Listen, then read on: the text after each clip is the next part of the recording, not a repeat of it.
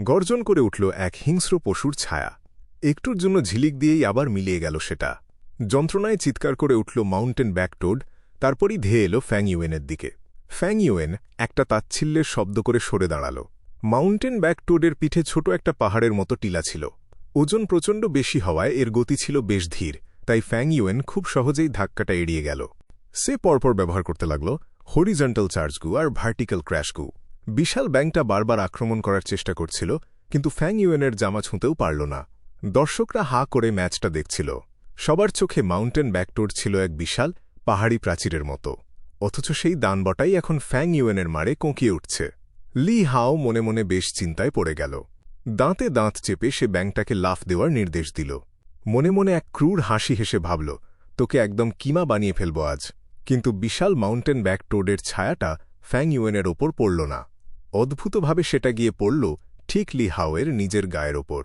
দানবীয় ব্যাংকটা শূন্য থেকে হুড়মুড় করে নিচে নেমে এলো। লি হাওকে পিষে ফেলার জন্যই যেন ওটা নিচে পড়ছিল। সাধারণ দর্শকরা এত দ্রুত কি ঘটছে তা বুঝে উঠতে পারল না। শুধু ওয়েই ইয়াং আর কয়েকজন বুদ্ধিমান মানুষ ব্যাপারটা ধরে ফেলল। তারা বুঝল এটা লি হাওয়ের একটা চাল। সরাসরি ফ্যাং ইউয়েনের ওপর ব্যাংকটাকে ফেললে সে খুব সহজেই হরিজন্টাল চার্জ গু দিয়ে সরে যেত, তাই লি হাও ব্যাংকটাকে নিজের গায়ের ওপরই ফেলছিল। একদম শেষ মুহূর্তে সে পজিশন সোয়াব গু ব্যবহার করে ফ্যাং ইউয়েনের সাথে জায়গা অদলবদল করে নেবে। সঠিক টাইমিং ধরে কাজটা করতে পারলে ফ্যাং ইউয়েন পালানোর কোনো সুযোগই পাবে না। অত বিশাল ওজনের ব্যাং গায়ে পড়লে ফ্যাং ইউয়েন বেঁচে থাকলেও মারাত্মক আহত হতো। কিন্তু ব্যাংটা লাফিয়ে ওঠার সাথে সাথেই ফ্যাং ইউয়েন সোজা লি হাওয়ের দিকে ধেয়ে গেল। হরিজন্টাল চার্জ গু আর ভার্টিক্যাল ক্র্যাশ গুয়ের নিখুঁত ব্যবহারে সে পলকের মধ্যে লি হাওয়ের কাছে পৌঁছে গেল। লি হাও মনে মনে গালাগাল দিয়ে উঠল, বদমাস ছেলেটা আমার প্ল্যান ধরে ফেলেছে। এখনও তাদের মধ্যে কিছুটা দূরত্ব ছিল। এই দূরত্বের মধ্যে পজিশন সোয়াব গু ব্যবহার করলে ফ্যাং ইউয়েন সরার জন্য যথেষ্ট সময় পেয়ে যেত। আর যদি সে এখন পজিশন সোয়াব গু ব্যবহার না করে ফ্যাং ইউয়েনকে একদম কাছে আসতে দেয়, তবে জায়গা বদল করলেও ফ্যাং ইউয়েনের সাথে সে নিজেও ব্যাঙের নিচে চাপা পড়ে মারা পড়বে। উপায় না দেখে লি হাও তড়িঘড়ি পজিশন সোয়াব গু চালু করে দিল। নিমেষেই ফ্যাং ইউয়েনের সাথে তার জায়গা বদল হয়ে গেল। প্রচণ্ড শব্দে মাটিতে আছড়ে পড়ল মাউন্টেন ব্যাকটোড। কিন্তু ফ্যাং ইউয়েন আগেই তৈরি ছিল। সে হরিজন্টাল চার্জ গু ব্যবহার করে সহজেই সরে গেল। সে সবসময় তার আন্দোলনকারী গুগুলোর কুলডাউন সময়ের দিকে কড়া নজর রাখছিল। দুই গুয়ের মাঝে ৩ নিঃশ্বাসের বিরতি ছিল। ৫০ পা চার্জ করার সময়টুকু হিসাব করে চললে তার কাছে সবসময়ই পালানোর মতো একটা গু প্রস্তুত থাকত। এই ছোট ছোট হিসাবগুলোই একজন যোদ্ধা হিসেবে তাকে নিখুঁত করে তুলেছিল। আগের জীবনের ৫০০ বছরের অভিজ্ঞতা তাকে পুরোপুরি খুঁতহীন করে গড়ে তুলেছিল। ফ্যাং ইউয়েন আবার চড়াও হল ব্যাংকটার ওপর। ঘুষি আর লাথির এক ধুমধাম আক্রমণ শুরু করে দিল সে। বায়ুমণ্ডলে একের পর এক পশুর আবছায়া ফুটে উঠতে লাগল। উড়তে লাগল পাথরের টুকরো। আবার বিপদে পড়ে কাতরানো শুরু করল মাউন্টেন ব্যাকটোড। গ্যালারিতে যারা এতক্ষণ চিল্লাচিল্লি করছিল তারা একদম চুপ মেরে গেল। অনেকের মুখ বিস্ময়ে হাঁ হয়ে গেল। অল আউট অ্যাফোর্ড গু ফ্যাং ইউয়েনের হাতে যেন এক ধ্বংসাত্মক অস্ত্র হয়ে উঠেছিল। বিশাল মাউন্টেন ব্যাকটোড তার সামনে একটা পঞ্চিং ব্যাগে পরিণত হয়ে গিয়েছিল। একপাশে ফ্যাং ইউয়েনের তাণ্ডব দাবানলের মতো জ্বলে উঠছিল, অন্যদিকে লি হাওয়ের অবস্থা একদম থমথমে। লি হাও কখনো ভাবতেও পারেনি ফ্যাং ইউয়েন এভাবে নাছোড়বান্দার মতো মাউন্টেন ব্যাকটোডের ওপরই আক্রমণ চালিয়ে যাবে। তার আগের শত্রুরা সবাই ব্যাংটাকে বাদ দিয়ে সরাসরি তার ওপর আক্রমণ করত, কারণ লি হাও হেরে গেলেই ব্যাঙের ঝামেলা চুকে যেত। চালাক মানুষেরা সাধারণত এই কৌশলই নিত, কিন্তু ফ্যাং ইউয়েন যেন সবচেয়ে বোকামি আর সোজা রাস্তাটা বেছে নিয়েছিল। সে নিজের সব শক্তি ব্যাংটার ওপর ঢেলে দিচ্ছিল আর লি হাওকে পাত্তাই দিচ্ছিল না। লি হাও নিজেকে এক চরম অপমানজনক পরিস্থিতির মধ্যে আবিষ্কার করল, যেন সে এই ম্যাচের কোনো অংশই নয়। পশুর ছায়াগুলো বাতাসে ভেসে উঠছিল, আর ফ্যাং ইউয়েন ঝড়ো গতিতে ব্যাংটাকে পিটিয়ে চলছিল। মাউন্টেন ব্যাকটোডের অত বিশাল শরীরটা এখন অসহায়ের মতো দেখাচ্ছিল। বাজে অবস্থা। মাউন্টেন ব্যাকটোড তো রক্ত বমি করছে। দূরে দাঁড়িয়ে দৃশ্যটা দেখে লি হাওয়ের গা শিউরে উঠল। পজিশন সোয়াব গু। এক মুহূর্তের মধ্যে চোখের পলকে ফ্যাং ইউয়েনকে দূরে সরিয়ে দিল লি হাও। ফ্যাং ইউয়েনের জায়গায় এখন সে নিজে গিয়ে দাঁড়াল তার ব্যাঙের পাশে। সে চটজলদি ব্যাংটার ওপর হাত রেখে সেটিকে সুস্থ করতে শুরু করল। কিন্তু ব্যাংটার শরীরের ক্ষত দেখে ভেতরে ভেতরে কেঁপে উঠল লি হাও। আমি কি তবে হেরে যাব? এত কম বয়সী এক জুনিয়রের কাছে হারব? না, এটা অসম্ভব। পরাজয়ের একটা তীব্র ভয় খেলা করে গেল তার মনে। ফ্যাং ইউয়েন এক নিষ্ঠুর হাসি হেসে আবার তেড়ে এল। সে তো আর চোখ বুজে লি হাওকে মাউন্টেন ব্যাকটোড ভালো করতে দেবে না। ফ্যাং ইউয়েনকে আসতে দেখে লি হাও চিকিৎসাকাজ ছেড়ে পেছনে পিছু হটতে বাধ্য হল। সে অপেক্ষা করতে লাগল যতক্ষণ না ফ্যাং ইউয়েন ব্যাংটার কাছে পৌঁছে যায়। ফ্যাং ইউয়েন পৌঁছানো মাত্রই সে আবার পজিশন সোয়াবগু ব্যবহার করে জায়গা বদল করল। ফ্যাং ইউয়েন বারবার তেড়ে আসছিল, আর লি হাও বারবার জায়গা বদল করে তার ব্যাংকে সুস্থ করার চেষ্টা থামিয়ে দিচ্ছিল। ফ্যাং ইউয়েনের আক্রমণে কোনো কাজ হচ্ছিল না ঠিকই, কিন্তু সে একটুও ক্ষান্ত হচ্ছিল না। কয়েকবার এমন চলার পর লি হাও নিজেই চিকিৎসা করা বন্ধ করে দিল। তার মুখ ফ্যাকাশে হয়ে গেল। সাধারণ দর্শকরা বুঝতে পারল না কেন লি হাও হঠাৎ থেমে গেল, তবে বুদ্ধিমানরা ঠিকই খেলাটা ধরে ফেলেছিল। ফ্যাং ইউয়েনের আক্রমণ বেকার মনে হলেও আসলে লি হাওয়ের প্রাইমিভাল এসেন্স দ্রুত শেষ হয়ে যাচ্ছিল। একদম ঠিক, পজিশন সোয়াবগু চমৎকার হলেও এটা প্রচুর প্রাইমিভাল এসেন্স চুষে নেয়। লক্ষ্য যত ভারী আর দূরত্বের হবে, লি হাওয়ের প্রাইমিভাল এসেন্স খরচ তত বেশি হবে। ফ্যাং ইউয়েনের সাথে 2 শূকর, 1 ভালুক আর 1 কুমিরের শক্তি আছে। লি হাওয়ের শক্তির খরচ তো বেশি হবেই, তার ওপর ব্যাংকটাকে সারিয়ে তোলার মতো প্রাইমিভাল এসেন্স একজন র্যাঙ্ক 3 জিইউ মাস্টারের শরীরেও বেশি সময় থাকে না। লি হাও নিজেও পরিস্থিতি বুঝতে পেরে চিকিৎসা কাজ থামিয়ে দিয়েছিল। তার শরীরে খুব অল্প প্রাইমিভাল এসেন্স অবশিষ্ট ছিল। ফ্যাং ইউয়েনকে আবার ধেয়ে আসতে দেখে সেই ইতস্তত করলেও তাকে ঠেকানোর জন্য সামনে এগোনো ছাড়া গতি ছিল না। কিন্তু এবার ফ্যাং ইউয়েন মাউন্টেন ব্যাকটোডকে বাদ দিয়ে সোজা লি হাওয়ের ওপর চড়াও হল। তার শক্তিশালী ঘুষিগুলো বাতাস ছেড়ে এগিয়ে চলল। সেই মারাত্মক আক্রমণের তোপ লি হাও আর সহ্য করতে পারল না। লি হাওয়ের অন্য জিইউ থাকলেও তার মূল ভরসা ছিল মাউন্টেন ব্যাকটোড আর পজিশন সোয়াবগু। পজিশন সোয়াবগুয়ের খরচ কমানোর জন্য সে নিজের শরীর থেকে সব পশুর ছায়াই সরিয়ে ফেলেছিল। ফ্যাং ইউয়েনের ঝড়ের মতো আক্রমণ লি হাওকে একদম দম বন্ধ করে ফেলল। বাধ্য হয়ে সে আবার পজিশন সোয়াবগু ব্যবহার করে ব্যাংকটার সাথে জায়গা বদল করে নিল। ফ্যাং ইউয়েন লি হাওকে তাড়া না করে এবার আবার ব্যাংকটাকে পেটাতে শুরু করল। বুনো শূকর, বাদামি ভালুক আর কুমিরের ছায়াগুলো একের পর এক ভেসে উঠতে লাগল। পাথর ছিটকে উঠতে লাগল, আর মাউন্টেন ব্যাকটোড মুখ ভর্তি রক্ত উগরে দিল। ব্যাংকটা মরিয়া হয়ে পাল্টা আক্রমণ করার চেষ্টা করছিল, কিন্তু ফ্যাং ইউয়েনের হরিজন্টাল চার্জ আর ভার্টিক্যাল ক্র্যাশের সামনে তা একেবারেই ব্যর্থ হল। এমনটা কিভাবে হচ্ছে? মিস্টার লি হাওকে নিজের শরীরে আঘাতসয়ে ব্যাংকটার সাথে লড়াই ভাগ করে নিতে হচ্ছে। ফ্যাং ইউয়েনের আক্রমণ সত্যি মারাত্মক। সে দুজনকেই একসাথেই চেপে ধরেছে। খেলার এই রূপান্তর দর্শকরা কল্পনাও করতে পারেনি। লি হাও স্ট্রেংথ পাথ ছেড়ে সাপোর্ট পাথে আসার পর থেকে কখনো এভাবে কোণঠাসা হয়নি। লি হাওয়ের কৌশল খারাপ ছিল না, মাউন্টেন ব্যাকটোড আর পজিশন সোয়াবগুয়ের জুটিও অনবদ্য ছিল। এমন কৌশল ভাঙা সাধারণ কারো পক্ষে সম্ভব ছিল না, কিন্তু ফ্যাং ইউয়েন তা ভাঙার কোনো চেষ্টাই করল না। সে শুধু হাত চালিয়ে গেল তার অল আউট স্ট্র্যাটেজি নিয়ে। তার সামনে যেই আসুক না কেন তাকেই সে পিষে মারবে। এটা দেখতে বোকামি মনে হলেও এর ভেতর লুকানো ছিল এক অসাধারণ বুদ্ধি। দারুণ চালত। গ্যালারির কয়েকজনের চোখ আনন্দে চকচক করে উঠল। পরবর্তীতে লি হাওয়ের সাথে লড়াই হলে ফ্যাং ইউয়েনের মতো এসব ভুলে ব্যাংকটাকে পেটানো উচিত। পাশ থেকে একজন সাথে সাথে তাকে থামিয়ে দিল, ফালতু কথা বলো না। ফ্যাং ইউয়েন স্ট্রেংথ কাল্টিভেটর, তাই তার প্রাইমিভাল এসেন্স খরচ কম হয়। তুমি ফায়ার পাথ কাল্টিভেটর হয়ে ব্যাংক পিটাতে গেলে লি হাও নিজেই খুশি হবে। প্রাইমিভাল এসেন্স ছাড়া একজন জিইউ মাস্টার সাধারণ মানুষের মতোই দুর্বল। যার কাছে যত বেশি প্রাইমিভাল এসেন্স থাকবে সেই যুদ্ধে জিতবে। যে পরামর্শ দিচ্ছিল সে মাথা চুলকে বলল, এখন বুঝতে পারছি প্রাচীনকালে স্ট্রেংথ কাল্টিভেটরদের প্রাধান্য কেন এত বেশি ছিল। একদম ঠিক, স্ট্রেংথ কাল্টিভেটররা শরীরের শারীরিক শক্তি ব্যবহার করে, তাই তাদের শক্তির খরচ খুব কম। সবাই আবার রিংয়ে চোখ ফেরাল। লি হাও আর মাউন্টেন ব্যাকটোড ফ্যাং ইউয়েনের মারে পেছাতে পেছাতে দেয়ালের কাছে চলে গিয়েছিল। অল আউট এফোর্ট গুয়ের শক্তির খরচ একদমই সামান্য, আর ফ্যাং ইউয়েনের আসল শক্তি আসছিল সেই পশুর ছায়াগুলো থেকে, যাতে কোনো প্রাইমিভাল এসেন্সই খরচ হয় না। অন্য কেউ হলে এতক্ষণে ক্লান্ত হয়ে যেত, কিন্তু ফ্যাং ইউয়েন যেন যত মারছিল তত চাঙা হয়ে উঠছিল। তার থেকে যেন এক প্রাচীনকালের বীর যোদ্ধার দাপট ঠিকরে বের হচ্ছিল। রক্ত গরম হয়ে উঠেছিল ফ্যাং ইউয়েনের। পুনর্জন্মের পর থেকে তাকে সব কাজ মেপে মেপে করতে হতো। মনের মধ্যে জমেছিল অনেক চাপা ক্ষোভ। আজ এই পাগলাটে আক্রমণের মাধ্যমে তার মনের সব জমে থাকা অন্ধকার ধুয়ে মুছে পরিষ্কার হয়ে গেল। অল আউট এফোর্ট গু পাওয়াটা ছিল ফ্যাং ইউয়েনের জীবনের এক বিশাল মোড়। এর আগে তাকে সামান্য এক মুঠো খাবারের জন্য ঘুরে বেড়াতে হতো, কিন্তু এখন সে নিজের মুষ্টি দিয়েই সবকিছু গুড়িয়ে দেওয়ার শক্তি পেয়ে গিয়েছিল। দানবরা চতুর হয়, তবে তাদের শক্তি হয় আরও ভয়ঙ্কর। সব চক্রান্তকে পিষে ফেলে জয়ী হয় কেবলই পরম শক্তি। তুই হিংস্র হলে আমি তোর চেয়েও বেশি হিংস্র হব। মার, মার, মার। ফ্যাং ইউয়েন তার ভেতরের সব আবেগ উগড়ে দিয়ে গর্জে উঠল। দুঃখ কষ্ট আমার সংকল্পকে আরও দৃঢ় করে, কোনো পার্থিব মোহ আমাকে বাঁধতে পারবে না। আজ আমি ঘাসের ওপর দাঁড়িয়ে আছি, কাল এই পাহাড় আর নদী জয় করব। আজ থেকে আমি শ্রেষ্ঠত্বের পথে হাঁটব। আকাশ আর পৃথিবীকে বুড়ো আঙুল দেখিয়ে এই বিশ্বকে হাসির পাত্র বানাব। সব বাধা অতিক্রম করে শয়তানের আত্মাকে আরও খাঁটি করব, লাল পতাকা উড়িয়ে স্বর্গের বিরুদ্ধে যুদ্ধ ঘোষণা করব। ধুম! এক প্রচণ্ড ঘুষি গিয়ে পড়ল মাউন্টেন ব্যাক টোডের গায়ে। পিঠের ছোট পাহাড়টা চূর্ণ বিচূর্ণ হয়ে রক্তে ভেসে গেল ব্যাংকটা। ফ্যাং ইউয়েনের হাতে প্রাণ হারাল দানবটি। Horizontal charge, vertical crash. Lihao ছিটকে গিয়ে পড়ল কয়েক গজ দূরে। কাদা আর রক্তে মাখামাখি হয়ে নিথর হয়ে পড়ে রইল সে। অহংকারের মূল্য সে নিজের জীবন দিয়ে মেটাল। লড়াই নিমেষেই শেষ হয়ে গেল। রিংয়ের মাঝে একা বিজয়ীর মতো দাঁড়িয়ে রইল ফ্যাং ইউয়েন। চারপাশে থমথমে নীরবতা, কারোর মুখে কোনো কথা ছিল না।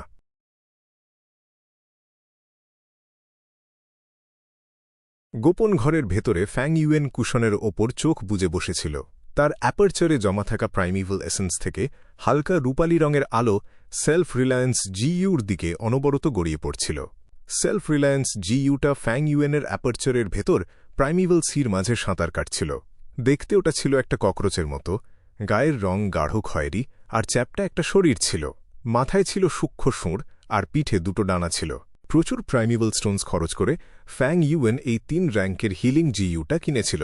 শক্তি চর্চা করা জিইউ মাস্টারদের জন্য সেলফ রিলায়েন্স জিইউ ছিল সেরা এক দাওয়াই। জিইউ মাস্টারের শারীরিক শক্তি যত বেশি হতো, এই জিইউর নিরাময় ক্ষমতাও তত বাড়ত। ফ্যাং ইউয়েনের মধ্যে 2টি শুয়োর, একটি ভালুক আর একটি কুমিরের শক্তি ছিল। এখন সেলফ রিলায়েন্স জিইউ ব্যবহার করার ফলে তার শরীরের ক্ষত সারানোর গতি ফ্লেশবোন জিইউর সমকক্ষ হয়ে উঠেছিল। এমনকি নতুন কোনো জিইউ থেকে আরও শক্তি পেলে এর নিরাময় ক্ষমতা ফ্লেশবোন জিইউকেও ছাড়িয়ে যেত। তবে সেলফ রিলায়েন্স জিইউর একটা বড় দুর্বলতা ছিল। এটা দিয়ে অন্য কাউকেই সুস্থ করা যেত না, শুধু জিইউ মাস্টার নিজেই নিজের চিকিৎসা করতে পারত। এই কারণে এর ব্যবহার বেশ সীমাবদ্ধ ছিল। তাছাড়া এর দামও ছিল আকাশছোঁয়া। বিরল এক জিইউ হিসেবে এর দাম পড়েছিল ৪৫,০০০ প্রাইমিভাল স্টোনস। এটা সোয়ার্ড শ্যাডো জিইউর চেয়েও অনেক বেশি দামি ছিল। তাই শক্তিপথের অনেক জিইউ মাস্টার থাকলেও খুব কম ছেলেই এটা কিনতে পারত। প্রাচীনকালের কথা আলাদা, কিন্তু এখনকার দিনে শক্তিপথের জিইউ মাস্টাররা সমাজের সবচাইতে নিচু স্তরে পড়ে থাকত, কায়িক শ্রমের কাজ করত।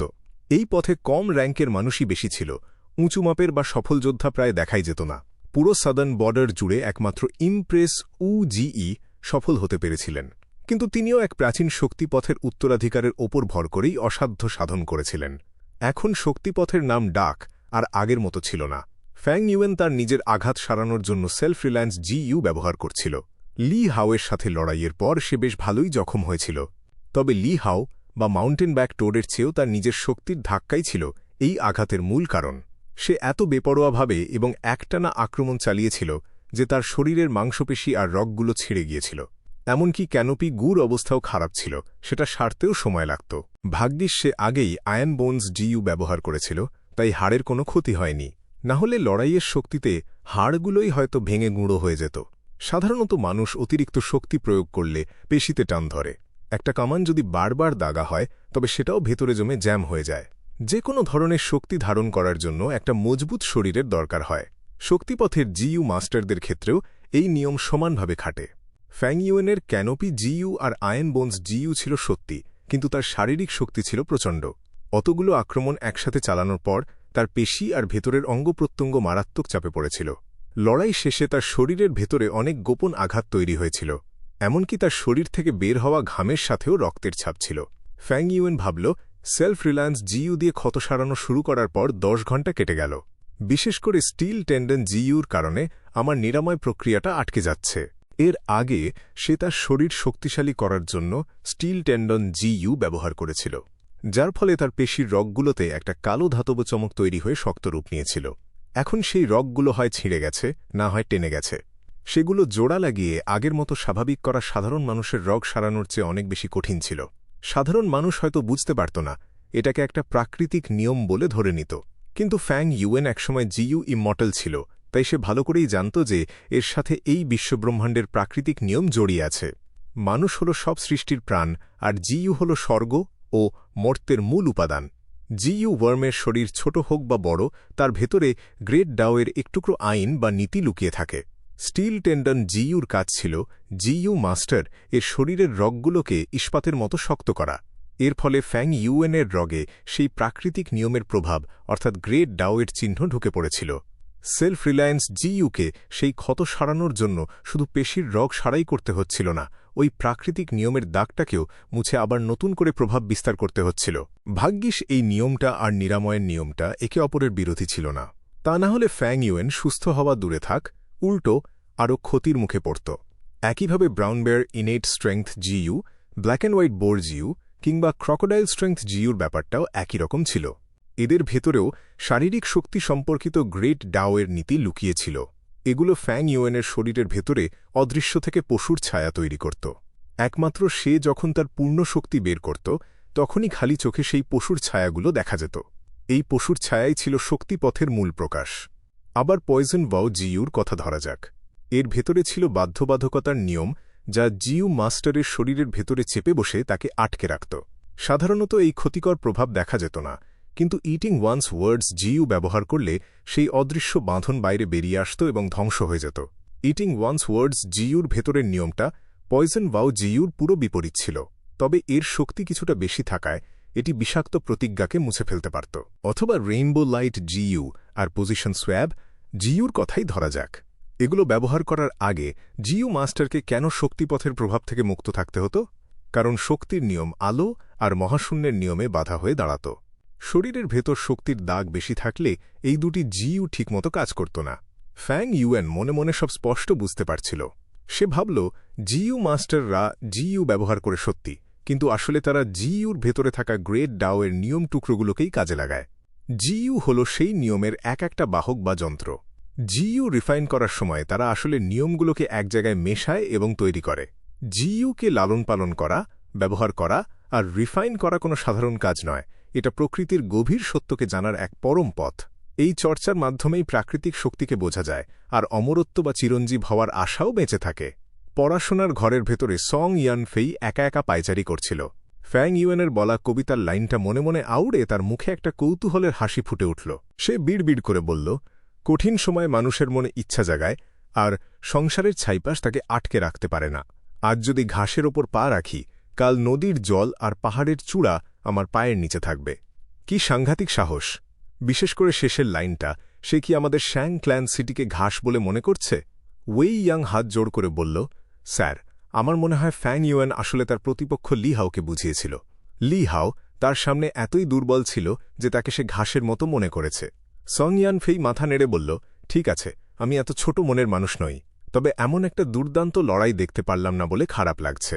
নিজের চোখে না দেখলেও আমি কল্পনা করতে পারছি ফ্যাং ইউয়েন কত বীর দর্পে রিংয়ে দাঁড়িয়ে পুরো ময়দান কাঁপিয়ে দিয়েছিল।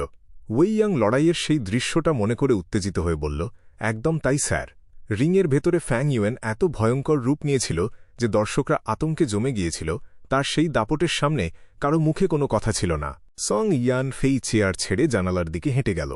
বাইরে তাকাতে তাকাতে বলল, সৈন্য বানানো সহজ, কিন্তু ভালো সেনাপতি পাওয়া কঠিন। আফসোস, এই ছেলেটার অহংকার অনেক বেশি, এমনকি আমাদের শ্যাং ক্ল্যান সিটিকেও সে গ্রাহ্য করে না। অবশ্য সে অনেক কষ্ট সহ্য করে বেঁচে ফিরেছে, তার সাধনাও দ্রুত বেড়েছে। এই কারণে তার চরিত্রটা এরকম বেপরোয়া হয়ে উঠেছে। ওয়েই ইয়াং মাথা নিচু করে বলল, স্যার, আপনার কথা একদম সত্যি। কম বয়সে এরকম বড় বড় উচ্চাকাঙ্ক্ষা থাকা স্বাভাবিক, তারা কাউকে ভয় পায় না। সং ইয়ান ফেই জানালার বাইরে তাকিয়ে চোখ দুটো ছোট করে ফেলল। ফ্যাং ইউয়েন শ্যাং ক্ল্যান সিটিকে ঘাসের সাথে তুলনা করেছে। তার এই বিশাল স্বপ্ন নিশ্চিতভাবেই তাকে বড় কোনো উচ্চতায় নিয়ে যাবে। তবে সং ইয়ান ফেই এতে কিছু মনে করেনি। সে পুরো সাদার্ন বর্ডারের চূড়ায় বসে থাকা একজন মহান শাসক, বড় স্বপ্নের মানুষকে জায়গা দেওয়ার মতো বিশাল মন তার ছিল। তাছাড়া কারো মুখে ঘাস বললেই শ্যাং ক্ল্যান সিটি সত্যিই ঘাস হয়ে যাবে না। যা তাকে ভাবাচ্ছিল তা হল প্রথম বাক্যটি, বাধা কাটিয়ে ওঠার তীব্র জেদ। দুনিয়াতে প্রচুর মানুষ আছে যাদের বড় বড় স্বপ্ন থাকে কিন্তু কোনো যোগ্যতা থাকে না, আর যাদের স্বপ্ন এবং প্রতিভা দুটোই থাকে তারা লাখে একজন হয়। কিন্তু যাদের প্রতিভা, স্বপ্ন আর একরোখা কঠিন মনোবল একসাথে থাকে, তাদের দেখা মেলা অসম্ভব।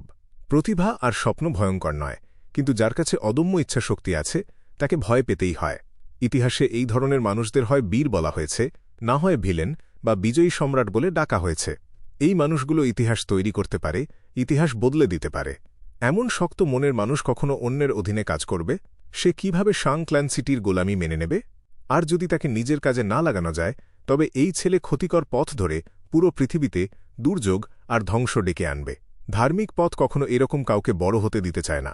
ভাবতে ভাবতে সং ইয়ান ফেই হঠাৎ জিজ্ঞেস করে উঠল, আমি শুনলাম ফ্যাং ইউয়েন নাকি লি রানের সুযোগ কেড়ে নিয়েছিল, তাই সে তাকে ক্ষতিপূরণ হিসেবে 2 লাখ প্রাইমিভাল স্টোনস ফেরত দিতে চেয়েছিল।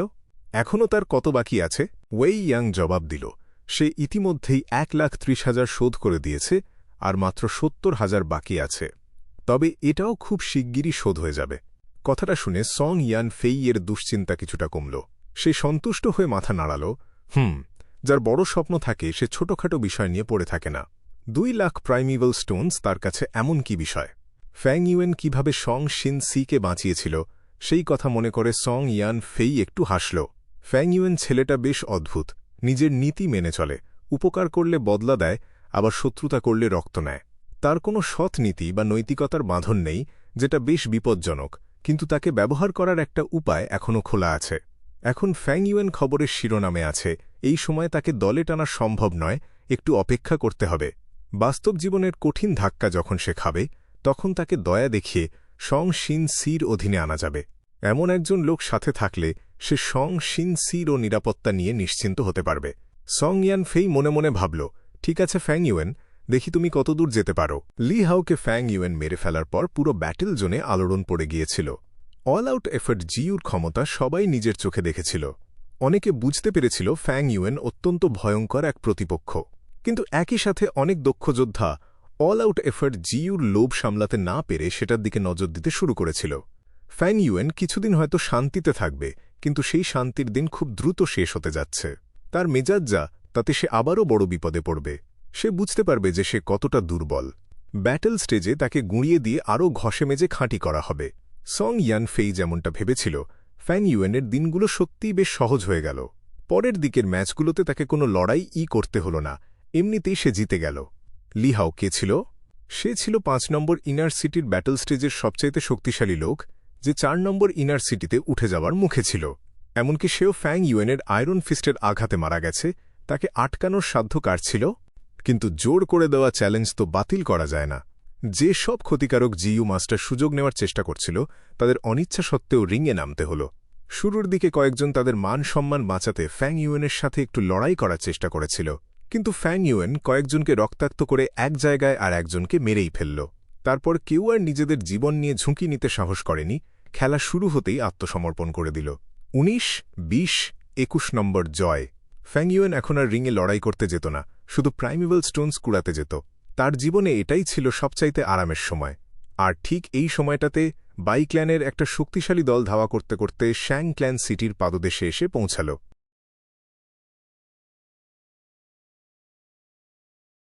অবশেষে আমরা শ্যাং ক্ল্যান সিটি পৌঁছালাম। ইমারতের বিশাল পাহাড়টার দিকে তাকিয়ে বাইফেং একটা দীর্ঘশ্বাস ফেলল। সে বাই ক্ল্যানের একজন প্রবীণ জিইউ মাস্টার ছিল। নবীন বয়সে পুরো সাদার্ন বর্ডার ঘুরে বেড়ানোর সময় একবার সে শ্যাং ক্ল্যান সিটি এসেছিল, কিন্তু এত বছর পর সবকিছু তার কাছে অচেনা লাগছিল, আর এবার তার মিশন ছিল 2 পাপিষ্ঠ ডেমনিক জিইউ মাস্টারকে গ্রেপ্তার করা। তোমার কি সত্যি মনে হয় ওই 2 শয়তান এই পথেই এসেছে? বাই লিয়ান চিন্তিত গলায় জিজ্ঞেস করল। এই পথেই আসার কথা। দানাভাঙা ফুটলেস বার্ড যেখানে নেমেছিল, সেখান থেকে আমরা কয়েকটা দলে ভাগ হয়েছিলাম।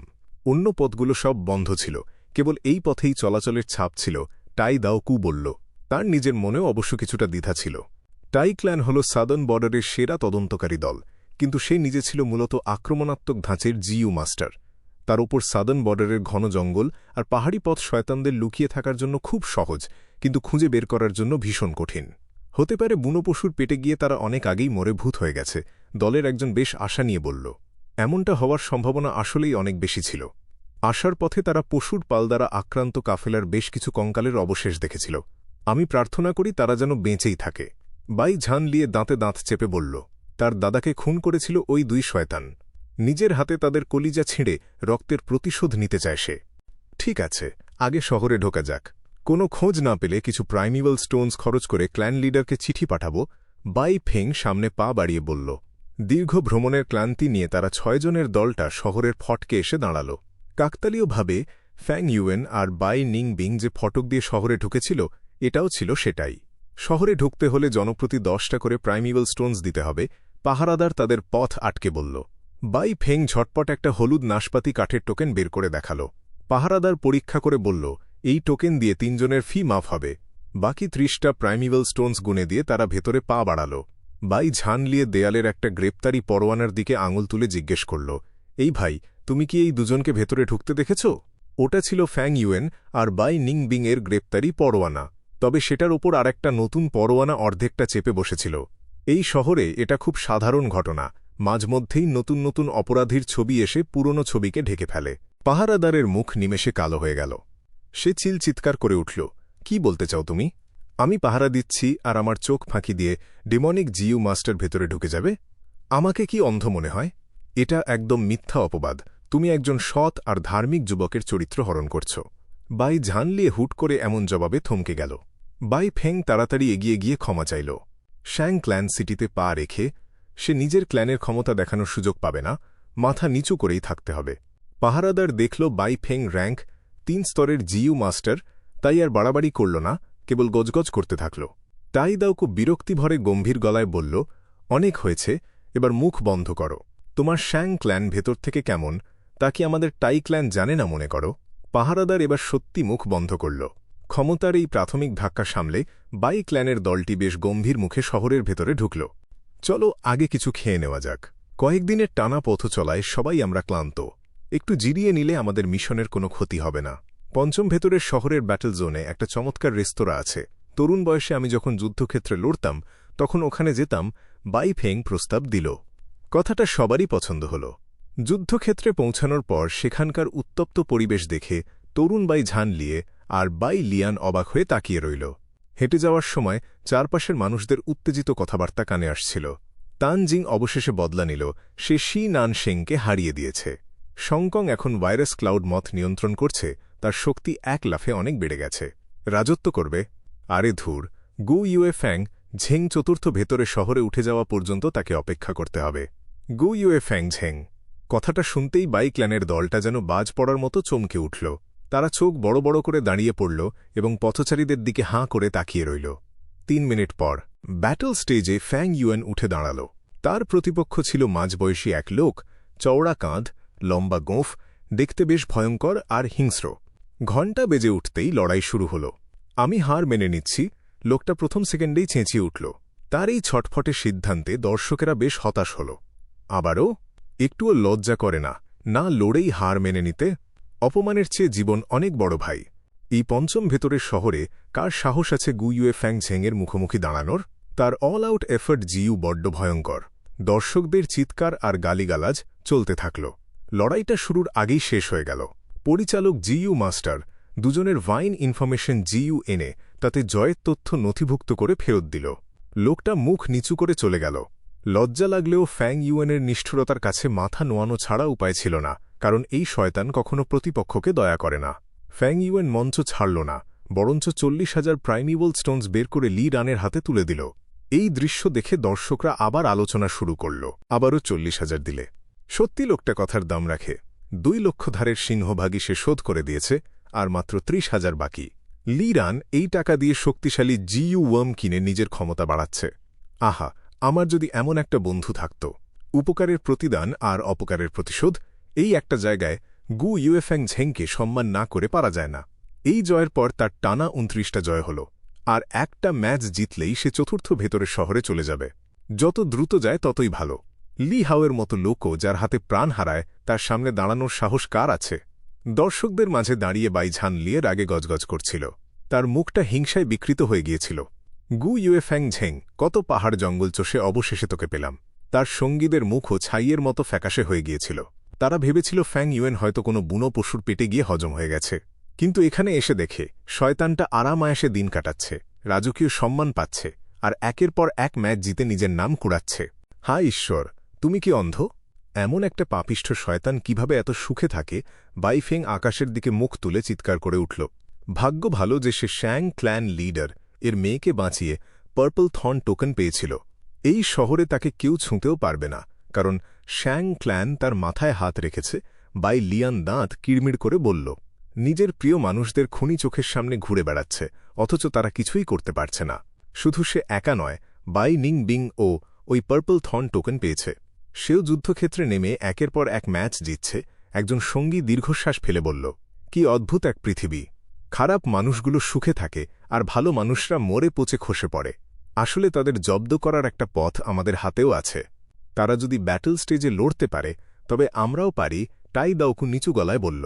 তার চোখের দৃষ্টি ছুরির মতো ধারালো হয়ে উঠল। ক্ল্যান লিডারের কাছে সে শুনেছিল ফ্যাং ইউয়েনের কাছে Chad thunder potato mother GU আছে। এখন সে নিশ্চিত যে তার তরুণ মনিবকে এই দুজন মিলেই হত্যা করেছে। গ্রেপ্তারের আশা যখন নেই তখন এদের সোজা মেরে ফেলাই বুদ্ধিমানের কাজ। একদম ঠিক কথা। এটা খুব ভালো বুদ্ধি। বাই ফেংয়ের চোখ আশায় চকচক করে উঠল। ব্যাটল স্টেজের নিয়ম ব্যবহার করলে ওই পার্পল থর্ন টোকেন ও ফ্যাং ইউয়েনকে বাঁচাতে পারবে না। তাকে মেরে ফেলা সম্ভব না হলেও অন্তত অল আউট এফর্ট জিইউ কেড়ে নিয়ে তার ক্ষমতার বাড়বাড়ন্ত থামানো যাবে। ছেলেটার বেড়ে ওঠার গতি বড্ড ভয়ঙ্কর, তাকে আর সময় দেওয়া যায় না। দাঁড়াও, বাই ঝানলিয়ে কোথায় গেল? বাই লিয়ান হঠাৎ চারপাশে তাকিয়ে জিজ্ঞেস করল। ফ্যাং ইউয়েন যুদ্ধক্ষেত্র থেকে বের হয়ে আসছিল। ভিড়ের মানুষজন তাকে দেখে সসম্ভ্রমে পথ ছেড়ে দিচ্ছিল। ভয়, ভক্তি আর চরম বিদ্বেষের সংমিশ্রণে সবাই তার দিকে তাকাচ্ছিল। ফ্যাং ইউয়েন হাঁটতে হাঁটতে নিজের হিসাব করছিল। লি হাওকে মারার পর সে 3টি জিইউ ওয়ার্ম পেয়েছিল, তবে মাউন্টেন ব্যাক টোড বা পজিশন সোয়াব জিইউ সে পায়নি। ব্যাংটাকে সে পিটিয়ে মেরে ফেলেছিল, আর পজিশন সোয়াব জিইউ ছিল লি হাওয়ের ভিটাল জিইউ, যা তার মৃত্যুর সাথে সাথে ধ্বংস হয়ে গিয়েছিল। কিন্তু সেই লড়াই দেখতে আসা দর্শকদের থেকে সে প্রায় 6000 প্রাইমিবল স্টোনস আয় করেছিল। এই মাসের টানা জয়গুলো থেকে তার ভালোই আয় হয়েছে, যা দিয়ে সে লি রানের 40,000 শোধ করে নিজের জন্য কিছু গুছিয়ে রাখতে পেরেছে। তার এই সুদে আসলে টাকা শোধের পারফরম্যান্সের কারণে উ ক্ল্যান আপাতত তার ওপর চড়াও হচ্ছে না। এতে সে নিজেকে গুছিয়ে নেওয়ার মূল্যবান সময় পাচ্ছে। এখন আমার 29টা জয় হয়েছে, আর একটা জিতলেই চতুর্থ ভেতরের শহরে পা দেব। সেখানে লড়াই অনেক কঠিন হবে, শক্তিশালী সব প্রতিপক্ষ আসবে, তবে পুরস্কারের পরিমাণও হবে দ্বিগুণ। স্টিল ট্যান্ডন জিইউ ব্যবহার করার পর আমার শরীর আগের চেয়ে অনেক মজবুত হয়েছে। এখন আমি নতুন বিস্ট ফ্যান্টমস গ্রহণ করতে পারব, তবে নতুন বিস্ট ফ্যান্টমস অর্জন করার প্রক্রিয়া বেশ সময়সাপেক্ষ, অন্তত 2 থেকে 3 মাস লাগবে। কিন্তু সামনে চতুর্থ ভেতরের শহরে টিকতে হলে তার এখনই অতিরিক্ত শক্তির প্রয়োজন। শিগগিরই একটা বড় নিলাম শুরু হবে, সেখানে একটা ইনস্ট্যান্ট সাকসেস জিইউ তোলা হবে। ওটা যদি বাগাতে পারি তবে এক রাতের মধ্যেই নতুন বিস্ট ফ্যান্টমস তৈরি করা সম্ভব। কিন্তু আমার থলিতে অত প্রাইমিবল স্টোনস নেই, এমনকি নিলামে বসার যোগ্যতাটুকুও আমার নেই। টাকার দরকারে সবসময় পকেট ফাঁকা লাগে। ফ্যাং ইউয়েন যখন ভাবছিল কার কাছ থেকে কিছু টাকা ধার করা যায়, ঠিক তখনই একটা যুবক এসে হুট করে তার পথ আটকে দাঁড়াল। গু ইউয়ে ফ্যাং ঝিং, আমাকে চিনতে পারছিস? বাই ঝানলিয়ে চিৎকার করে উঠল। ঝানলিয়ে মাথা গরম করিস না। বাই ফেং আর তার দল দ্রুত দৌড়ে এসে ফ্যাং ইউয়েনকে আধা বৃত্তাকারে ঘিরে ফেলল। এক থমথমে মুখোমুখি লড়াই তৈরি হল।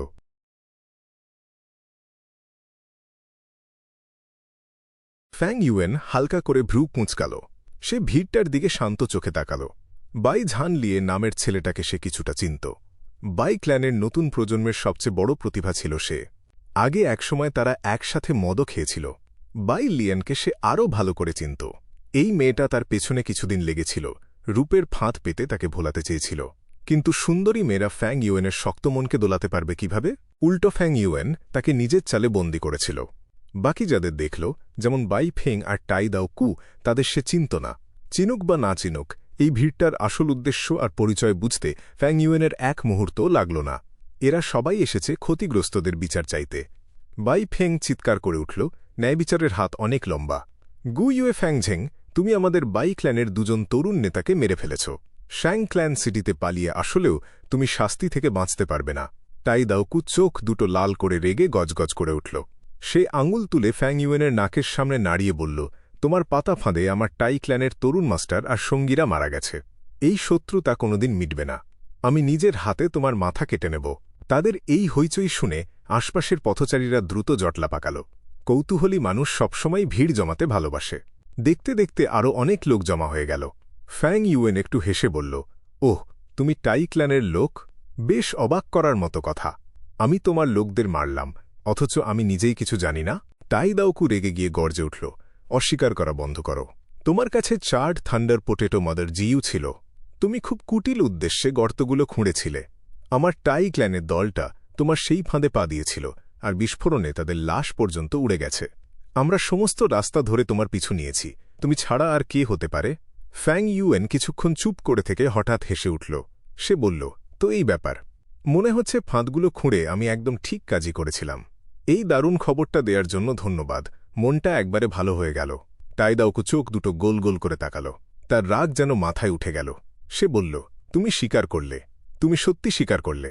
খুব ভালো, খুব ভালো। গু ইউএ ফ্যাংঝেং, তোমার দিন শেষ। টাই ক্ল্যানের তরুণ মাস্টারকে মেরে তুমি পুরো টাই ক্ল্যানকে নিজের শত্রু বানিয়ে ফেললে। ফ্যাং ইউএন কাঁধ ঝাঁকাল। তারপর ব্যঙ্গ করে বলল, তো তাতে আমার কি? ফালতু কথা বলো না। ওই গর্তগুলো আমি খুঁড়েছিলাম গ্রাস স্কার্ট মাঙ্কিদের আটকানোর জন্য, কিন্তু তোমরাই গিয়ে ওগুলোর ওপর পা দিলে। এতে তোমাদের টাই ক্ল্যানের অন্ধ চোখগুলোকে দোষ দাও। আর তাছাড়া আমার পিছু নেয়ার জন্য আমি তো তোমাদের নিমন্ত্রণ পাঠাইনি, নিজেরাই মরতে এসেছিলে। আহা, লোকগুলো মারা গিয়ে খুব ভালো হয়েছে, সত্যি অসাধারণ হয়েছে। আশপাশের মানুষজন এই কথা শুনে একেবারে অবাক হয়ে গেল। একজন বিড়বিড় করে বলল, সে এত সরাসরি টাই ক্ল্যানের একটা লোককে উস্কানি দিচ্ছে। আর একজন বলল, গু ইউএ ফ্যাংঝেং কি পাগল হয়ে গেছে? টাই ক্ল্যানও তো সাদার্ন বর্ডারের অন্যতম শক্তিশালী পরিবার, শাং ক্ল্যানের চেয়ে কোনো অংশে কম না। অন্য একজন ফিসফিস করে বলল, টাই ক্ল্যান সব জায়গা থেকে শয়তান জিইউ মাস্টারদের ধরে আনে, আর তাদের ডিমন সাপ্রেশন টাওয়ার তো নামকরা সব শয়তানদের জম। এই গু ইউএ ফ্যাংঝেং কিনা সেই ক্ল্যানের তরুণ মাস্টারকে মেরে ফেলল। আরেকজন হেসে উঠে বলল, ওর কাছে পার্পল থর্ন টোকেন আছে, তাই সে নিজেকে নিরাপদ ভাবছে। সে যতদিন শ্যাং ক্ল্যান সিটিতে থাকবে ততদিন সে সম্মানিত অতিথি। টাই ক্ল্যান প্রধান নিজে আসলেও সাং ইয়ান ফেই তাকে রক্ষা করবেন। তিনি যদি রক্ষা না করেন তবে বাজারে রটে যাবে যে শাং ক্ল্যান নাকি টাই ক্ল্যানকে ভয় পায়। আশপাশের মানুষের এই আলোচনা টাই দাও কুর রাগের আগুনকে কিছুটা কমিয়ে দিল। ফ্যাংইউয়েনের কাছে পার্পল থর্ন টোকেন আছে, আর তার র্যাঙ্ক এখন ৩। তাকে সামলানো আগের মতো অত সহজ ছিল না। বাইফেং একটা গম্ভীর গলায় বলল, হুহ, গু ইউএ ফ্যাংঝেং, এখানে লুকিয়ে থেকে নিজেকে নিরাপদ ভেব না। যুদ্ধক্ষেত্র পার করে শাং ক্ল্যানের বহিরাগত প্রবীণ হওয়ার স্বপ্ন দেখছ? সেটা তোমার স্বপ্নেই থাকবে। আমি বাইফেং যতদিন আছি তোমাকে কোনোদিন যুদ্ধক্ষেত্রে জিততে দেব না। টাই দাওকুর সাথে সাথে বলল, গু ইউএ ফ্যাংঝেং, আমিও যুদ্ধক্ষেত্রে তোমার মুখোমুখি হব। তোমার পালানোর কোনো পথ নেই। তুমি যে বিশাল অপরাধ করেছ তার কঠিন শাস্তি পেতেই হবে। ফ্যাং ইউএনের চোখ দুটো একটু ঠান্ডা হয়ে এলো। সে বলল, ওহ, তোমরা যুদ্ধক্ষেত্রে আমাকে আটকাবে? সে এই মানুষদের মোটেই ভয় পাচ্ছিল না, যদিও বাইফেং, টাই দাও কু, বাই ঝান লিয়ে আর বাই লিয়ান সবাই র্যাঙ্ক ৩ জিইউ মাস্টার ছিল। তারা যদি যুদ্ধক্ষেত্রে তার বিরুদ্ধে লড়াই করতে আসে তবে তারা সংখ্যাধিক্যের সুবিধা পাবে না। ফ্যাং ইউএন মনে মনে নিজের পরিস্থিতির কথা ভাবল। তারপর সে হঠাৎ হেসে উঠে বাইফেংকে বলল, তোমাদের Bai clan Bai Gu inheritance পেয়েও মন ভরল না, এখন আবার আমার পেছনে লেগেছ? আমি না থাকলে তোমরা কি ওই সম্পদ পেতে? হুহ, মনে হচ্ছে তোমরা বোধহয় নিজেদের তরুণ নেতাদের কথা আর জানতে চাও না। বাই ক্ল্যানের লোকগুলোর মুখে এক মুহূর্তে বিস্ময় ফুটে উঠল। ফ্যাংইউয়েনের কথা শুনে মনে হচ্ছিল তাদের সেই তরুণ নেতারা এখনও বেঁচে আছে। বাইফেং অবাক হয়ে জিজ্ঞেস করল, গু ইউএ ফ্যাংঝেং, তুমি কি বলতে চাইছ? বাই লিয়ান চিৎকার করে বলল, গু ইউএ ফ্যাংঝেং, আমাদের মিথ্যে বলে ঠকানোর চেষ্টা করো না। আমরা বাই জিইউ ইনহেরিটেন্সের পুরো জায়গা খুঁজে দেখেছি, তাদের কোনো চিহ্নই পাইনি। ফ্যাং ইউএন অবজ্ঞাভরে হেসে বলল, ওই জায়গাটা আমি খুঁজে বের করেছিলাম। বাই ক্ল্যান কি আমার চেয়ে ওই জায়গা বেশি চেনে? কি বোকার মতো কথা। সে বলতে থাকল, আমি ওই দুটো ঝামেলাকে সাথে নিয়ে কেন পালাতে যাব? নিজেদের বুদ্ধি দিয়ে একটু ভাবো। তোমাকে ঠকাবো? হুহ, আমি টাই ক্ল্যানকেই ভয় পাই না, তো তোমাদের এই পিচ্চি বাই ক্ল্যানকে কেন ডরাবো? বাইফেং হিসাব করে কথা গুছিয়ে বলল, গু ইউএ ফ্যাংঝেং, তারা যদি সত্যি বেঁচে থাকে তবে এটা একটা ভুল বোঝাবুঝি ছিল। আমাদের বাই ক্ল্যানও কোনো অন্যায় দাবি করবে না। সে ফ্যাং ইউএনের মুখ থেকে কথা বের করার চেষ্টা করছিল। ফ্যাং ইউএন শান্তভাবে বলল, জানতে চাও? বেশ, আমার বেশ খিদে পেয়েছে, চলো আমাকে একটা ভালো খাবার খাওয়াও। তিনার ইনার সিটির সবচেয়ে নামকরা শিজি রেস্টুরেন্টে যাওয়া যাক। বাই ক্ল্যানের লোকেরা একে অপরের দিকে তাকাল। তরুণ নেতাদের খবর পাওয়াটা তাদের পুরো পরিবারের ভবিষ্যতের জন্য খুব জরুরি ছিল। ফ্যাং ইউএনের প্রতি চরম ঘৃণা থাকা সত্ত্বেও প্রবীণ বাই ফেং দাঁতে দাঁত চেপে বলল, ঠিক আছে, চলো সেখানে যাওয়া যাক। শিজি রেস্টুরেন্ট সাধারণ কোনো খাবারের দোকান ছিল না, এটি ছিল একটা বিলাসবহুল জায়গা। সেখানে বাইরের বিভিন্ন জায়গা থেকে সুন্দর নারীদের আনা হতো, আর সেখানকার বিশেষ খাবার ছিল সিংহ মাংসের বল, যা পরিবেশন করা হতো একটা মানুষের শরীরের ওপর সাজিয়ে। এই নামের গভীর অর্থ ছিল শুধু খাবার খাওয়াই নয়, এর সাথে আরও অনেক কিছু জড়িয়েছিল। ফ্যাং ইউএন এখানে আসতে চেয়েছিল কারণ এই জায়গাটার পরিচিতি অনেক বেশি ছিল, আর এখানে গোপন কক্ষ ছিল। সাং ক্ল্যানের অনেকেই গোপনে নিজেদের কাজকর্ম সারতে এই গোপন কক্ষগুলো ব্যবহার করত, যাতে কোনো খবর বাইরে না ছড়ায়। ফ্যাং ইউএন একটা গোপন কক্ষ বেছে নিয়ে সবাইকে নিয়ে বসল। তাদের সামনে নানান ধরনের সুস্বাদু খাবার সাজিয়ে দেয়া হল। চমৎকার সুবাসে ঘরটা ভরে গেল। তবে তারা সেই বিখ্যাত সিংহ মাংসের বল অর্ডার দিল না। বসার সাথে সাথেই বাইফেং অধৈর্য হয়ে জিজ্ঞেস করল, বলো, আমাদের 2 তরুণ নেতা কোথায় আছে? ফ্যাং ইউএন টাই দাও কুর দিকে তাকিয়ে বলল, আমি বলার আগে চাইব টাই ক্ল্যানের এই জিইউ মাস্টার কিছুক্ষণের জন্য বাইরে গিয়ে দাঁড়াক। টাই দাওকু তীক্ষ্ণ চোখে ফ্যাং ইউয়েনের দিকে তাকিয়ে গর্জে উঠল। কেন? তার মনে একটা খারাপ সন্দেহ দানা বাঁধল। ফ্যাং ইউয়েন শক্ত গলায় বলল, কারণ এটা আমার আর বাই ক্ল্যানের ভেতরের বিষয়। আমার আর বাই ক্ল্যানের লোক ছাড়া এখানে কেউ থাকবে না, নইলে আমি এক শব্দও বলবো না। বাই ফ্যাং একটু ইতস্তত করল। তরুণ নেতাদের খবর জানাটা খুব জরুরি ছিল, তাই সে টাই দাওকুর দিকে তাকাল। টাই দাওকু মেজাজ খারাপ করে ঘর থেকে বেরিয়ে গেল আর দরজাটা শক্ত করে বন্ধ করে দিল। গোপন ঘরের ভেতরের কোনো শব্দ বাইরে যাওয়ার উপায় ছিল না। বাই ফ্যাং গম্ভীরভাবে জিজ্ঞেস করল, এবার বলো, তারা কোথায় আছে? মিথ্যে বলার চেষ্টা করো না। এটা শাং ক্ল্যান সিটি, এখানে তোমার কথা পরীক্ষা করার মতো অনেক জিইউ আছে। ফ্যাং ইউয়েন মদের পেয়ালাটা তুলে এক চুমুক দিল। সে বলল, কোথায় আছে? অবশ্যই তারা মরে গেছে। তোমরা সত্যি বড্ড বোকা। তোমাদের ক্ল্যানের সাথে যখন শত্রুতা হয়েই গেছে, তখন আমি কি ভবিষ্যতের বিপদ বাঁচিয়ে রাখব? বাই ফ্যাং রেগে চিৎকার করে উঠল, কি? অন্য একজন গর্জে উঠল, তুমি আমাদের সাথে মজা করছ? বাই ফ্যাং চেঁচিয়ে বলল, গু ইউয়ে ফ্যাং ঝেং, তুমি মরতে চাইছ। বাই ক্ল্যানের সবাই চরম রেগে দাঁড়িয়ে পড়ল। তাদের রাগের আগুন যেন ফ্যাং ইউয়েনকে জ্বালিয়ে দেবে। তারা ভীষণ রেগে গিয়েছিল, কিন্তু কোনো পদক্ষেপ নিতে পারছিল না। এটা বাই ক্ল্যানের এলাকা ছিল না। ফ্যাং ইউয়েনের কাছে পার্পল থর্ন টোকেন ছিল, আর তার নিজের শক্তিও কম ছিল না। তাকে মারতে গেলে নিজেদের অনেক বড় মূল্য দিতে হতো। আর সবচেয়ে বড় কথা, এখানে তাকে মারলে সাং ক্ল্যানকে শত্রু বানানো হতো। বাই ক্ল্যান এখন নিজেই বিপদে ছিল। তাদের প্রাইমিভেল স্পিরিট স্প্রিং শুকিয়ে যাচ্ছিল। বাই জিইউ ইনহেরিটেন্স পাওয়ার পর অনেকেই তাদের দিকে নজর রাখছিল। এই অবস্থায় সাং ক্ল্যানের মতো একটা বিশাল শক্তির সাথে লাগতে গেলে ফল ভালো হতো না। ফ্যাং ইউয়েন শান্ত হয়ে বসেছিল। সে সবার দিকে তাকিয়ে ধীর গলায় বলল, সত্যি, আমি তোমাদের খুব প্রশংসা করি। তোমাদের বাই ক্ল্যানের প্রাইমিভেল স্পিরিট স্প্রিং শুকিয়ে যাচ্ছে। তোমরা বড় বিপদে আছো, অথচ তোমরা নিজেদের কাজ ফেলে আমার পিছু নিয়েছ। সত্যি দারুণ কাজ করছ। এই কথাগুলো শুনে প্রবীণ বাই ফেং চমকে উঠল। সে ভয় পেয়ে চিৎকার করে উঠল, তুমি এসব কিভাবে জানলে? এই খবরটা বাই ক্ল্যানের শুধু কয়েকজন উচ্চপদস্থ লোক জানত। এমনকি বাই ঝানলিয়ে আর বাই লিয়ানো তা জানত না। কিন্তু ফ্যাং ইউয়েন এক কথায় সেই গোপন খবর ফাঁস করে দিল। বাই ফেং ভয় পাবে না তো কে পাবে? ফ্যাং ইউয়েন বানিয়ে বলল, অবশ্যই তোমাদের দুই তরুণ নেতার কাছ থেকে শুনেছি। মারার আগে তারা হাঁটু গেড়ে ক্ষমা চেয়েছিল, আর এই খবরটা দিয়ে জীবন বাঁচাতে চেয়েছিল। মরা মানুষ তো সত্যি বলতে আসবে না। বাই ফেং সাথে সাথে উত্তর দিল, অসম্ভব। এই খবর শুধু আমাদের ক্ল্যান লিডার আর কয়েকজন প্রবীণ জানেন। তরুণ নেতারা ছোট, তারা কিভাবে এটা জানবে? ফ্যাং ইউয়েন ঠোঁট উল্টে বলল, হয়তো খেলাধুলার সময় শুনে ফেলেছিল। যাই হোক, এটা তো ছোট একটা বিষয়। বাই লিয়ান আর বাই ঝানলিয়ে চিন্তিত হয়ে জিজ্ঞেস করতে লাগল, প্রবীণ, সে কি সত্যি বলছে? আমাদের প্রাইমিভেল স্পিরিট স্প্রিং কি সত্যি শুকিয়ে যাচ্ছে? প্রাইমিভেল স্পিরিট স্প্রিং হল একটা ক্ল্যানের আসল ভিত্তি। সেটা না থাকলে ক্ল্যান যত শক্তিশালী হোক না কেন, অস্তিত্ব ধরে রাখা কঠিন হয়ে পড়ে। বাই ফেং বুঝতে পারল সে মুখ ফসকে ভুল করে ফেলেছে। হয়তো ফ্যাং ইউয়েন আন্দাজে ঢিল মেরেছিল, আর সে নিজেই তা স্বীকার করে ফেলল।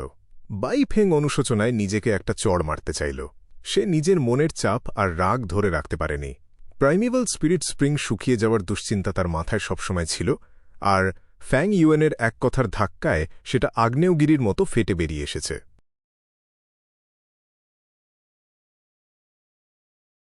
বাই ফেংয়ের মুখ থমথমে ছিল, তার চোখ দুটো ক্ষণে ক্ষণে জ্বেলে উঠছিল।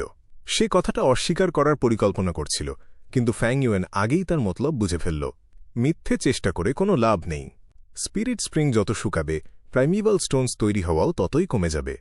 বাই ক্ল্যান হয়তো গোপন রেখেছিল, সঞ্চিত পাথর ব্যবহার করেছিল, অথবা ব্যবসা করে ঘাটতি মেটানোর চেষ্টা করেছিল। কিন্তু এই সব কিছুর পেছনে কোনো না কোনো প্রমাণ রয়ে গেছে। কেউ একটু খতিয়ে দেখলেই সব সত্য সামনে চলে আসবে। ফ্যাং ইউয়েন শান্ত ভঙ্গিতে কথাগুলো বলল। বাই ফেং শক্ত করে মুষ্টি বাঁধল। সে ফ্যাং ইউয়েনের দিকে এমনভাবে তাকালো যেন তাকে জীবন্ত গিলে খাবে। এই এল্ডারের চেহারা দেখে যে কোনো বোকা মানুষও সত্যটা ধরে ফেলতে পারবে। আমাদের ক্ল্যানের স্পিরিট স্প্রিং সত্যি শুকিয়ে যাচ্ছে। বাই লিয়ান নিস্তেজ হয়ে চেয়ারে হেলে পড়ল। বাই ঝানলিয়ে ঠোঁট কামড়ে চুপ করে রইল। গোপন ঘরের পরিবেশটা বেশ ভারী আর আতঙ্কময় হয়ে উঠল। ঘরের অন্য কেউ কোনো কথা বলল না। ফ্যাং ইউয়েন মৃদু হেসে বলল, তোমাদের বাই ক্ল্যান এখন সত্যি বিপদে আছে। বড় বড় শক্তিশালী ক্ল্যানও ধ্বংস হয়ে যায় যদি তাদের স্পিরিট স্প্রিং শুকিয়ে যায় আর তারা নতুন উৎস না পায়। তোমরা বাইগু ইনহেরিটেন্স পেয়েছ, আশেপাশের সবাই এখন লালচে চোখে তাকিয়ে আছে। ভেবে দেখো, আমি যদি এই খবর চারদিকে ছড়িয়ে দিই তবে কি হবে? না। বাই লিয়ান মুখের রং হারিয়ে চিৎকার করে উঠল। বাকিদের চেহারাও গম্ভীর হয়ে গেল। তারা সবাই বিষয়টার গভীরতা বুঝতে পারল। ফ্যাং ইউয়েনের আবিষ্কারের কারণে তাদের বাই গু ইনহেরিটেন্স পাওয়ার পর ক্ল্যানের ক্ষমতা অনেক বেড়ে গিয়েছিল। আশেপাশের বড় ক্ল্যানগুলো ভয়ে ভয়ে তাদের দিকে নজর রাখছিল। এখন যদি স্পিরিট স্প্রিং শুকিয়ে যাওয়ার খবর বাইরে চলে যায়, বাই ক্ল্যান এক মুহূর্তেই কাগজ দিয়ে তৈরি বাঘে পরিণত হবে। আর বাকি দলগুলো সেই সুযোগ ছাড়বে না। তারা কখনোই বাই ক্ল্যানকে বাঁচতে দেবে না। তারা চাইবে ক্ল্যানটাকে গুঁড়িয়ে দিতে। তাই এই গোপন খবর যে কোনো মূল্যে চেপে রাখতে হবে। বাই ক্ল্যানের সবাই ফ্যাং ইউয়েনের কথায় চটে গেল। বাই ঝানলিয়ে সহ বাকিরা হিংস্র চোখে ফ্যাং ইউয়েনের দিকে তাকাল, যেন এখনই মেরে ফেলবে। আমাকে মারতে চাও? ফ্যাং ইউয়েন হেসে হাত নাড়াল। একা তোমাদের সাথে দেখা করতে আসার আগে আমি সব ব্যবস্থা করেই এসেছি। সত্যি বলতে, তোমরা না এলে আমি নিজেই তোমাদের খুঁজতে যেতাম। তার কথা শুনে বাই ক্ল্যানের লোকেরা তাদের খুনের তাগিদ বাধ্য হয়ে চেপে রাখল। ঠিক আছে, এবার কাজের কথায় আসা যাক। ফ্যাং ইউয়েন তার বসার ভঙ্গি একটু বদলে হাসল। সে 2 হাত বাড়িয়ে বলল, বসো, এবার আলোচনা করা যাক। কিসের আলোচনা? তোমার সাথে কিসের কথা? বাই ফেং বিরক্ত হয়ে মুখ ঘুরাল, কিন্তু তবুও সে চেয়ারে বসল। বাকিরাও ইতস্তত করে বসে পড়ল। ঘরের থমথমে পরিবেশটা একটু হালকা হল। অবশ্যই আমার মুখ বন্ধ রাখার খেসারত নিয়ে কথা হবে। তোমাদের এখানে ডেকে আনতে কি আমার কম খাটনি হয়েছে? তোমরা আমাকে ক্ষতিপূরণ দেবে। প্রাইমিভাল স্টোনস লাগবে আমার। আমাকে 30 লক্ষ প্রাইমিভাল স্টোনস দাও, তবেই আমি মুখ বন্ধ রাখব। কথাটা শুনে বাই ক্ল্যানের লোকেরা লাফিয়ে উঠে দাঁড়াল। তুমি আমাদের হুমকি দিচ্ছ? তুমি আমাদের 2 তরুণ লিডারকে হত্যা করেছ, আবার প্রাইমিভাল স্টোনস চাইছ? ফ্যাং ইউয়েন, বেশি বাড়াবাড়ি করো না। দরকারে আমি নিজের জীবন দিয়ে তোমাকে শেষ করে দেব। তারা রাগে গর্জে উঠল। হা হা হা। ফ্যাং ইউয়েন মাথা পেছনে হেলিয়ে হেসে উঠল। তারপর দাঁড়িয়ে তাদের দিকে ঠান্ডা চোখে তাকাল। ঠিক ধরেছ, আমি হুমকি দিচ্ছি। না মানলে নাই, আমি এই খবর বাইরে ছড়িয়ে দেব। আমাকে মেরে ফেলবে? মেরে ফেলো, তবুও এই খবর সারা দুনিয়া জেনে যাবে। তখন তোমরাই হবে ক্ল্যানের আসল অপরাধী, কারণ তোমরা আমার দাবি মেনে নাওনি বলে আশেপাশের সবাই এসে ক্ল্যান ধ্বংস করে দেবে। তুমি বাইফেং রাগে থরথর করে কাঁপতে কাঁপতে ফ্যাং ইউয়েনের দিকে আঙুল তুলল। অন্যরাও দাঁত কিড়মির করে ফ্যাং ইউয়েনের দিকে তাকিয়ে রইল, কিন্তু কেউ এক পাও এগোল না। কি আমি? ফ্যাং ইউয়েন চরম অবহেলায় বাইফেংয়ের দিকে তাকিয়ে বলল, আমার কি ছিঁড়বে? মেরে ফেলবে? আমার কাছে পার্পল থর্ন টোকেন আছে, ট্রাই করে দেখবে নাকি? আমি জানি তোমরা সাহসী, মরতে ভয় পাও না, কিন্তু ক্ল্যান তো তোমাদের কাছে সবচেয়ে বড়। তোমাদের পরিবার আর বন্ধুরা মারা যাবে শুধু তোমাদের জিদের কারণে। বাই ক্ল্যানের লোকেরা শক্ত করে হাত কামড়ে ধরে চুপচাপ দাঁড়িয়ে রইল। বাই ঝান লিয়ে চিৎকার করে টেবিলের ওপর সজোরে ঘুষি মারল। টেবিল ভেঙে সব খাবার মাটিতে পড়ে ছিটকে গেল। তার ভেতরে প্রচণ্ড ক্ষোভ আর ঘৃণা ফুটছিল। তার দাদা বাই ঝান ওয়েনফ্যাং ইউয়েন আর বাই নিং বিংয়ের কারণে মারা গিয়েছিল। সেই প্রতিশোধ নেওয়ার জন্য সে এতদিন ধরে ঘুরছিল, আর আজ খুনি একদম চোখের সামনে। শত্রু সামনে দাঁড়িয়ে আছে, কিন্তু সে কিছুই করতে পারছে না। শুধু সহ্য করতে হচ্ছে ফ্যাং ইউয়েনের অপমান আর হুমকি। তার বুকের ভেতরে যেন আগুন জ্বলছিল, কিন্তু সে এক চুল নড়তে পারল না। সে নড়লে পুরো ক্ল্যান বিপদে পড়বে। রাগ করার কিছু নেই। সত্যি বলতে, এই পুরো ঘটনায় আমিও একজন ভুক্তভোগী। ফ্যাং ইউয়েন শান্ত গলায় একটা দীর্ঘশ্বাস ফেলে বলল, একবার ভেবে দেখো, বাইগু ইনহেরিটেন্স তো আমার ছিল, কিন্তু তোমাদের বাই ক্ল্যান সেটা আমার কাছ থেকে কেড়ে নিল। তোমরা আমার আর বাই নিংবিংয়ের পেছনে লেগেছিলে, তাই বাধ্য হয়ে বেঁচে থাকার জন্য বাই হুয়া আর বাই শেংকে মারতে হয়েছিল। তারপর গুরুতর জখম অবস্থায় আমি জিইউ মাউন্টেনে গিয়ে পৌঁছাই, মরতে মরতে বেঁচে ফিরেছি। সহজ ছিল ভাবছ? তোমাদের ক্ল্যান শক্তিশালী, আমি তোমাদের সাথে বিবাদে যেতে চাইনি। আমি শুধু শ্যাং ক্ল্যান সিটিতে লুকিয়ে থাকতে চেয়েছিলাম, কিন্তু সেখানেও তোমরা আমাকে ছাড়লে না। আমি তো অন্যায় কিছু চাইনি, 30 লক্ষ প্রাইমিভাল স্টোনস তো চাইছি। আমি খুব ভালো মানুষ বলেই শুধু তোমাদের কয়েকজনকে ডেকে গোপন কথাটা বলেছি, বাইরের কাউকে বলিনি। এমনকি টাই ক্ল্যান্সম্যান কেউ বাইরে পাঠিয়ে দিয়েছি তোমাদের কথা ভেবেই। ফ্যাং ইউয়েনের মুখটা দেখতে একদম নিরীহ আর সৎ মনে হচ্ছিল। 30 লক্ষ প্রাইমিভাল স্টোনস, তুমি তো আমাদের ওপর ডাকাতি করছ। গু ইউয়ে ফ্যাং ঝেং, সত্যি করে বলো তো, আমাদের বাই ক্ল্যান তোমার সাথে কেমন ব্যবহার করেছিল? আমরা তোমাকে সুন্দর খাবার আর থাকার জায়গা দিয়েছিলাম, আর তুমি আমাদের সাথে বিশ্বাসঘাতকতা করলে। আমাদের 2 তরুণ লিডার তোমার হাতে মারা গেল, এল্ডার বাই ঝান ওয়েন মারা গেল। বাই জিইউ মাউন্টেন পার করার সময় কত শত যোদ্ধা তোমাকে বাঁচাতে গিয়ে পঙ্গু হয়ে গেল আর প্রাণ দিল। বাই ক্ল্যানের সবাই রাগে ফুঁসছিল, তাদের সবার চোখেই ফ্যাং ইউয়েনের প্রতি গভীর ঘৃণা স্পষ্ট ছিল। ফ্যাং ইউয়েনের মুখের অভিব্যক্তি বদলে গেল। সে এক কুটিল হাসি হেসে বলল, মনে হচ্ছে তোমরা এখনও বাস্তবতা বুঝতে পারোনি। আমি ভালো মুখে কথা বলছিলাম, কিন্তু তোমরা সেটা মাথায় তুলছ। ঠিক আছে, বেশ। ফ্যাং ইউয়েন হাঁটা শুরু করল বের হয়ে যাওয়ার জন্য। বাই ক্ল্যানের লোকেরা প্যানিক করে উঠল। দাঁড়াও, 1 মিনিট দাঁড়াও। বাই ফেং জলদি এগিয়ে এসে ফ্যাং ইউয়েনের পথ আটকে দাঁড়াল। আমি সত্যি বলছি, আমি এখন গিয়ে সং ক্ল্যানের ফেং ইউ ম্যানারের কাছে এই খবর বেচে দেব। অনুমান করতে পারো তারা কত দাম দেবে এটার জন্য। ফ্যাং ইউয়েন শয়তানি হেসে বলল, গু ইউয়ে ফ্যাং ঝেং, সীমা ছাড়িও না। বাই ঝান লিয়ে চিৎকার করে ফ্যাং ইউয়েনের দিকে ধেয়ে এল। ফ্যাং ইউয়েন শান্তভাবে বলল, মারবে আমাকে? ক্ল্যানকে বিপদে ফেলতে চাও? বাই ঝান লিয়ে থমকে দাঁড়িয়ে গেল, তার ভেতরের রাগটা যেন চাপা পড়ে গেল। ঠাডা! ফ্যাং ইউয়েন সেই সুযোগে সজোরে একটা চড় বসিয়ে দিল বাই ঝান লিয়ে এর গালে। বেশ জোরের চড় ছিল। বাই ঝান লিয়ে কয়েক পা পেছনে হেঁটে গিয়ে সামলে দাঁড়াল। কি করছো তুমি? বাই ক্ল্যানের বাকি সবাই ফ্যাং ইউয়েনকে ঘিরে ফেলল। আবার ক্ল্যানের অপরাধী হতে চাও নাকি? ফ্যাং ইউয়েনের বরফের মতো ঠান্ডা গলা বাই ক্ল্যানের বাকিদের ওপর যেন ঠান্ডা পানি ঢেলে দিল। অসময়োপযোগী অকৃতজ্ঞের দল। ফ্যাং ইউয়েন বাই ঝান লিয়ে এর দিকে আঙুল তুলে বলল, তোমাকে শিক্ষা না দিলে নিজেকে স্বর্গের সম্রাট মনে করতে শুরু করবে। সে বাই ক্ল্যানের সামনেই বাই ঝান লিয়ে কে ইচ্ছামতো গালি দিতে লাগল। তারপর সবার দিকে তাকিয়ে বলল, তোমরাই তো আসল বোকা। আমি যদি বাই ক্ল্যানকে ধ্বংস করতে চাইতাম তবে এক বাক্যেই কাজ হয়ে যেত। সময়ের সাথে তাল মেলাতে জানো না তোমরা? এখনও পরিস্থিতি বুঝতে পারছ না? মারতে চাইলে মারো, এসো। আমি মরে গেলেও তোমাদের বাই ক্ল্যান আমার সাথে কবরে যাবে, মন্দ কি? ঘিরে ধরে রেখেও বাই ক্ল্যানের লোকগুলোকেই ব্যাকফুটে থাকতে হচ্ছিল। তারা শুধু দাঁত কিড়মিড় করে নিজের ক্ষোভ চেপে রাখছিল। বাই ঝান লিয়ে তার ফোলা গাল চেপে ধরে দাঁড়িয়েছিল। তার চোখ দুটো রক্তবর্ণ হয়ে উঠেছিল, কপালে রগ ভেসে উঠেছে। কোনো মতে নিজেকে সামলে রাখছিল সে। ক্ল্যানই তাদের দুর্বলতা, আর ফ্যাং ইউয়েন সেই দুর্বলতা আর নিজের ভয়হীন মনোভাব দিয়ে বাই ক্ল্যানকে একদম কোণঠাসা করে ফেলেছিল। চিন্তা করার জন্য আমি তোমাদের ৩০ সেকেন্ড সময় দিলাম, ফ্যাং ইউয়েন বলল। বাই ক্ল্যানের সবাই চরম দ্বিধায় পড়ে গেল। ফ্যাং ইউয়েনের মতো খুনিকে তারা মেনে নিতে পারছিল না। আবার কথা না শুনলে ক্ল্যানের অস্তিত্বই থাকবে না। উপায় না পেয়ে সবাই এল্ডার বাই ফ্যাংয়ের দিকে তাকাল। বাই ফ্যাং মুষ্টি শক্ত করছে, আবার পরক্ষণেই আলগা করছে। তার ভেতরের মানসিক দ্বন্দ্ব স্পষ্ট দেখা যাচ্ছিল। ৩০ সেকেন্ড পার হয়ে ৫ মিনিট পার হয়ে গেল, কিন্তু ফ্যাং ইউয়েন কিছুই বলল না। বাই ফ্যাং নিজেই আর থাকতে না পেরে নীরবতা ভাঙল। ৩০ লক্ষ অনেক বেশি। আমরা এত দিতে পারব না, আর আমাদের কাছে এত টাকা নেইও। তার কণ্ঠটা মরুভূমিতে তৃষ্ণার্ত মানুষের মতো একদম শুকিয়ে শোনাল। সে হাত দুটো ছেড়ে দিল, আর লড়াই করার শক্তি তার ছিল না। ক্ল্যানের স্বার্থে তাকে নিজের ঘৃণা চেপে ফ্যাং ইউয়েনের সামনে মাথা নত করতেই হল। বাই ক্ল্যানের বাকিরাও দীর্ঘশ্বাস ফেলল।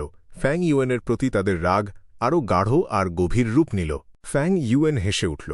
৩০ লক্ষ প্রাইমিভাল স্টোনস একসাথে দেওয়া লাগবে না, আস্তে আস্তে দিলেই হবে। এখনকার জন্য শুধু ৫ লক্ষ প্রাইমিভাল স্টোনস দিয়ে দাও। ৫ লক্ষ প্রাইমিভাল স্টোনস? আমাদের সাথে কি অত টাকা ঘুরে বেড়াচ্ছে নাকি? বাই ফ্যাং প্রতিবাদ করে উঠল। ফ্যাং ইউয়েন ভ্রু তুলে বলল, সুদে ধার করো, জিনিসপত্র বেচো বা বিক্রি করে দাও, যেভাবে ইচ্ছা টাকা জোগাড় করো, কিন্তু একদিনের মধ্যে আমার ৫ লক্ষ প্রাইমিভাল স্টোনস চাই। আর হ্যাঁ, একদিনের পর বাই ক্ল্যানের কোনো মানুষকে আমি এই শ্যাং ক্ল্যান সিটিতে দেখতে চাই না।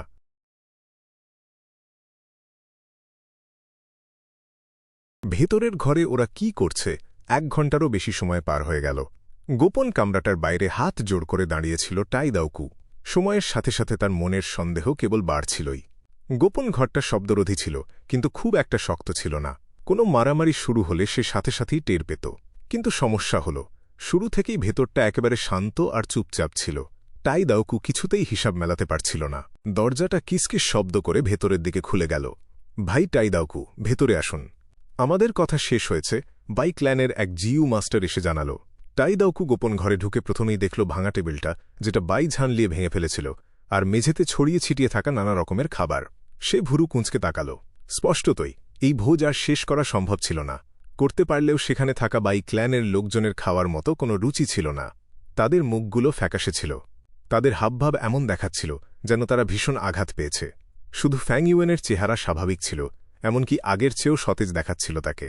সেমাত্রই বাই ক্ল্যানের লোকজনের সাথে চুক্তি সেরে পয়জন ভাউগু ব্যবহার করে সবকিছু পাকা করে এনেছিল। কি ঘটেছে এখানে? টাই দাউকু বিভ্রান্ত হয়ে জিজ্ঞেস করল। আমি চললাম, নিজের খেয়াল রাখবেন। ফ্যাং ইউয়েন এইটুকু বলেই গোপন ঘর থেকে বেরিয়ে গেল। গু ইউয়ে ফ্যাং ঝেং, যুদ্ধমঞ্চে আমার জন্য অপেক্ষা করবেন। টাই দাউকু পেছনে গর্জনে কেঁপে উঠল। ফ্যাং ইউয়েন তাকে একদম পাত্তা না দিয়ে হেঁটে চলে গেল। দেখতে দেখতে চোখের আড়ালে হারিয়ে গেল। আসলে কি হয়েছে এখানে? টাই দাউকু খুব পাজলড হয়ে গেল। কিছুক্ষণ কথা বলেই কিভাবে এই বাই ক্ল্যানের লোকগুলোর মুখের ভাব বদলে গেল, সে তো ওদের মধ্যে কোনো ক্ষোভের আগুনও দেখতে পাচ্ছে না। আহ! বাই ফ্যাং একটা দীর্ঘশ্বাস ফেলল। সে মাথা তুলে টাই দাউকুয়ের দিকে তাকাল। তার দৃষ্টিভঙ্গি ছিল বেশ জটিল। ভাই টাই, এমন কিছু ঘটেছে যা বলা সম্ভব নয়। আমরা পিছিয়ে যাচ্ছি, আমরা আর ফ্যাং আর বাই এর বিরুদ্ধে যেতে পারব না। কি? টাই দাউকু চিৎকার করে উঠল। তার চেহারায় ঘোর অবিশ্বাস ফুটে উঠল। আমাদের বাই ক্ল্যানের সম্পদ কম, আমরা ঝুঁকি নিতে পারব না। নিজের খেয়াল রাখবেন। বাইফেং সোজা ঘর থেকে বেরিয়ে গেল। আপনার চিন্তার কিছু নেই, সে শ্যাং ক্ল্যানের ওপর ভরসা করছে, কিন্তু আমার টাই ক্ল্যান কি সাদার্ন বর্ডারের অন্যতম প্রভু নয়? টাই দাউকু তাড়াহুড়ো করে বোঝানোর চেষ্টা করল। ফ্যাং আর বাইয়ের মোকাবেলা করতে বেশি লোক দরকার ছিল। বাই ক্ল্যান সরে গেলে সে একেবারে একা হয়ে পড়বে। কিন্তু এর পেছনের আসল ঘটনা সে কিভাবে জানবে? তার বোঝানোই কোনো কাজ হল না। বাই ক্ল্যান যাওয়ার জন্য একদম প্রস্তুত ছিল, আর তাদের আটকানো গেল না। বাই ক্ল্যানের লোকদের চলে যাওয়ার দৃশ্য দেখে টাইদাও কুয়ের চেহারা ভীষণ ঠান্ডা হয়ে গেল। সে মনে মনে বিড়বিড় করে বলল, যুদ্ধ না করেই শত্রুকে পরাস্ত করাই হল যুদ্ধের সেরা কৌশল। গু ইউয়ে ফ্যাং ঝেং চমৎকার চাল চেলেছেন, কিন্তু ভাববেন না যে আমি টাইদাওকু এভাবে হার মেনে নেব। তার ইচ্ছা ছিল দৃঢ়। অন্যরা হয়তো হাল ছেড়ে দিয়েছিল, কিন্তু সে চেষ্টা চালিয়ে যাওয়ার সিদ্ধান্ত নিল। সে তখনই যুদ্ধমঞ্চে তার নাম নথিভুক্ত করার সিদ্ধান্ত নিল। যুদ্ধমঞ্চেই সে ফ্যাং ইউয়েনকে স্বীকার করবে। স্যার, দয়া করে একটু থামুন। এক ওয়েটার ঘটনাচক্রে ছুটে এসে হাসিমুখে টাইদাওকুকে থামাল। আপনি এখনও বিল মেটাননি। 5 লাখ প্রাইমিবল স্টোনস, মাত্র একদিনের মধ্যে এত বড় অঙ্কের টাকা আমরা কিভাবে জোগাড় করব? চওড়া রাস্তায় হাঁটতে হাঁটতে বাই লিয়ান তার দুশ্চিন্তা প্রকাশ করল। বাই ক্ল্যানের একজন প্রবীণ হিসেবে আমার পরিচয় ব্যবহার করে আমি সুদের কারবারিদের কাছ থেকে 3 লাখ ধার নিতে পারি। বাকি 2 লাখের জন্য আমাকে স্মল টর্নেডো গু বাঁধা রাখতে হবে। বাই ফেং পরিস্থিতি বুঝতে পেরে বলল। অন্যান্য বাই ক্ল্যানের সদস্যরা চমকে গেল। বাই ঝান লিয়ে চিৎকার করে উঠল, লর্ড প্রবীণ, স্মল টর্নেডো গু আপনার মূল জিইউ। আপনি কি সত্যি এটি বাঁধা রাখতে যাচ্ছেন? বাই ফেং একটা তিক্ত হাসি হাসল। এমনকি প্রবীণ স্মল টর্নেডো গু বাঁধা রাখলেও 2 লাখ তোলা সম্ভব হবে না। আমার লোটাস ক্লথ গুটাও সাথে যোগ করুন। বাই লিয়ান তার ঠোঁট কামড়ে ধরল। এতে বাই ক্ল্যানের বাকি সদস্যরাও ব্যাপারটা বুঝতে পারল। আমার ফাউন্টেন থটস গুটাও নিয়ে নিন। আমার লিটল উইন্ড রিল গুটাও। আমি আমার 3 ফর্কড বোন স্পিয়ার দিয়ে দেব। বাই ফেং আস্তে আস্তে মাথা নাড়ল। আপনাদের সবার মধ্যে ক্ল্যানের জন্য আত্মত্যাগ করার মানসিকতা রয়েছে। বাই ক্ল্যান ভবিষ্যতে উন্নতি করবে না এমন কোনো ভয় নেই। আজকের এই অপমান ভবিষ্যতে 1000 গুণ করে ফিরিয়ে দেওয়া হবে।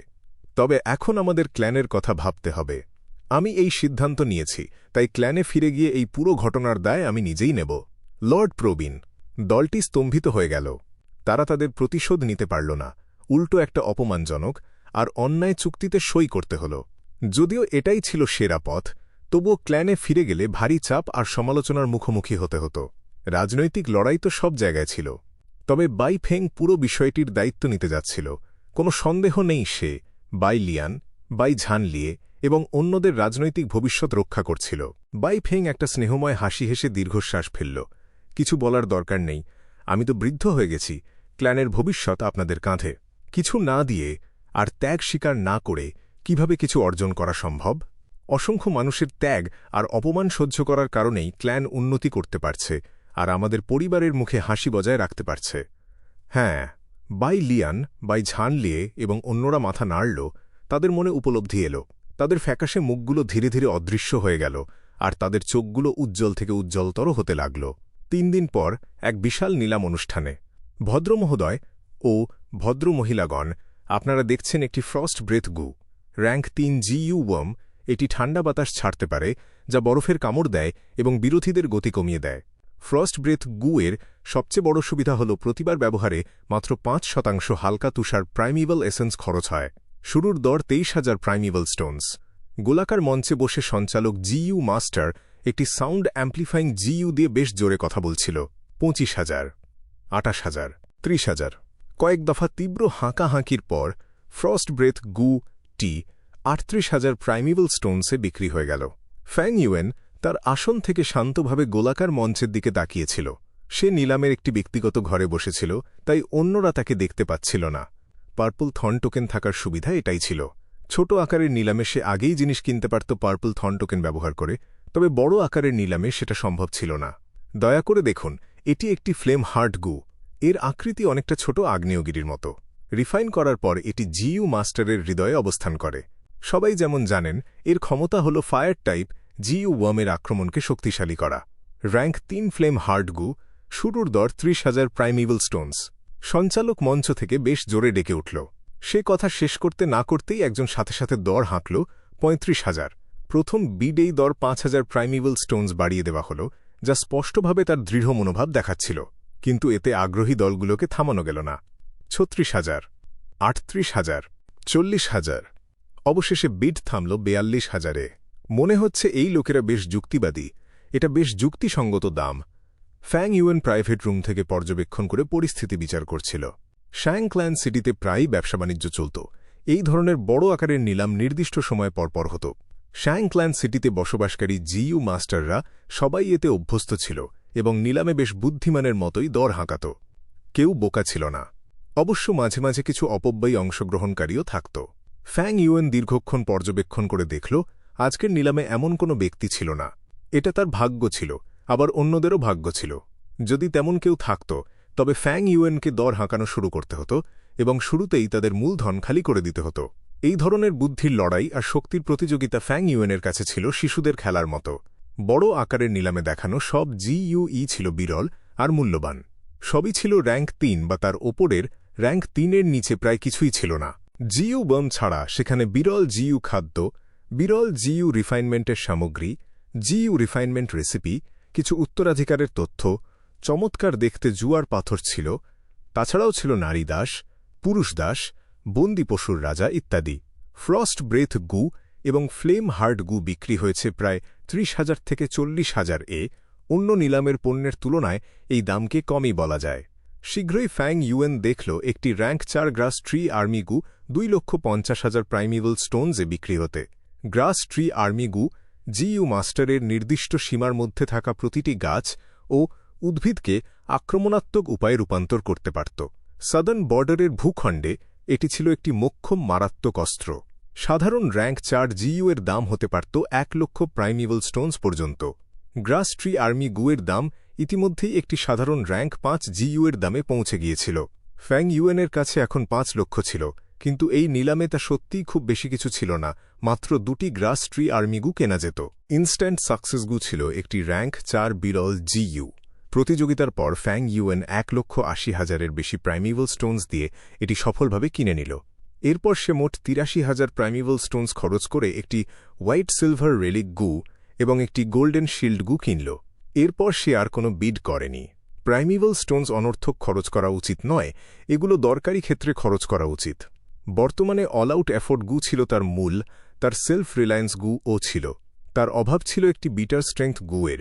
এই জিইউটি সস্তা ছিল না, তাছাড়া এটি অত্যন্ত বিরল ছিল, এমনকি শ্যাংক্ল্যান সিটিতেও খুব কম দেখা যেত। কেন? কারণ এটি রিফাইন করার সাফল্যের হার ছিল অত্যন্ত কম, তাই খুব কম লোক এটি ব্যবহার করত। জিইউ বমের লেনদেনও বাজারের যোগান আর চাহিদার ওপর নির্ভর করত। কম চাহিদা আর উচ্চ উৎপাদন খরচের কারণে সরবরাহ স্বাভাবিকভাবেই কম হতো। যদি বিটার স্ট্রেংথ গু কিনতে না পারি, তবে আমি নিজেই এটি রিফাইন করার চেষ্টা করতে পারি। তবে এর সাফল্যের হার সত্যিই মাথা ব্যথার কারণ। আমি হোয়াইট সিলভার রেলিক গু পেয়েছি, কিন্তু এটি ব্যবহার করার কোনো তাড়াহুড়ো নেই।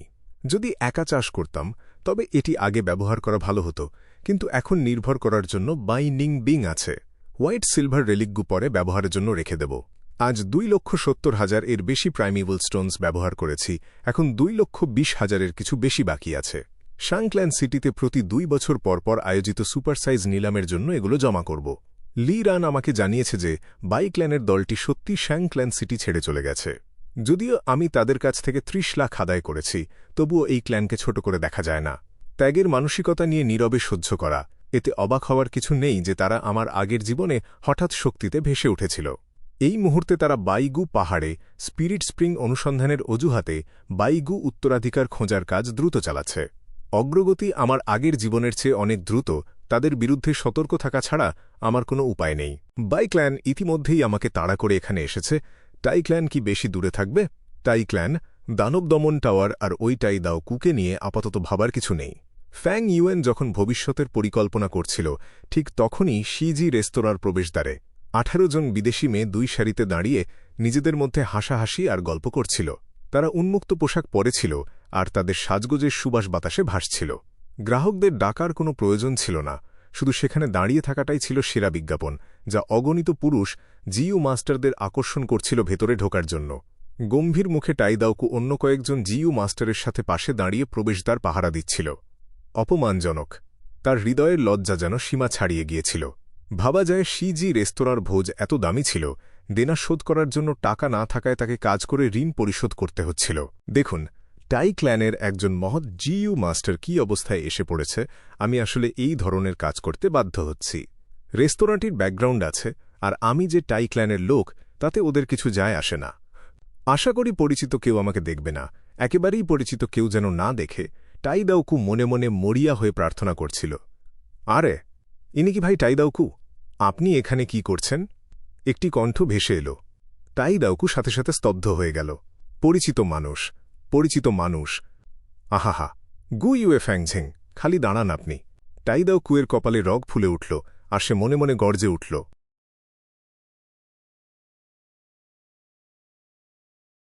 Yen cloud GU. গোপন ঘরে কুশনে বসে বিড়বিড় করে বলল ফ্যাং ইউয়েন। সে সামনের দিকে আঙুল তুলল। হঠাৎ আলোর ঝলকের মতো তার অ্যাপারচার থেকে একটা জিইউ বেরিয়ে এলো। আসার সাথে সাথেই সেটা আলতো করে ফেটে গিয়ে একটা গাঢ় কালো মেঘে পরিণত হল। মেঘটা দ্রুত নিচে নেমে নিজের ভেতরে ঘুরপাক খেতে লাগল। মুহূর্তের মধ্যে সেটা মেঝেকে ঢেকে দিয়ে ফ্যাং ইউয়েনকে মেঘের স্তরের ওপর বসিয়ে দিল। ফ্যাং ইউয়েন কালো মেঘের ওপর বসে রইল।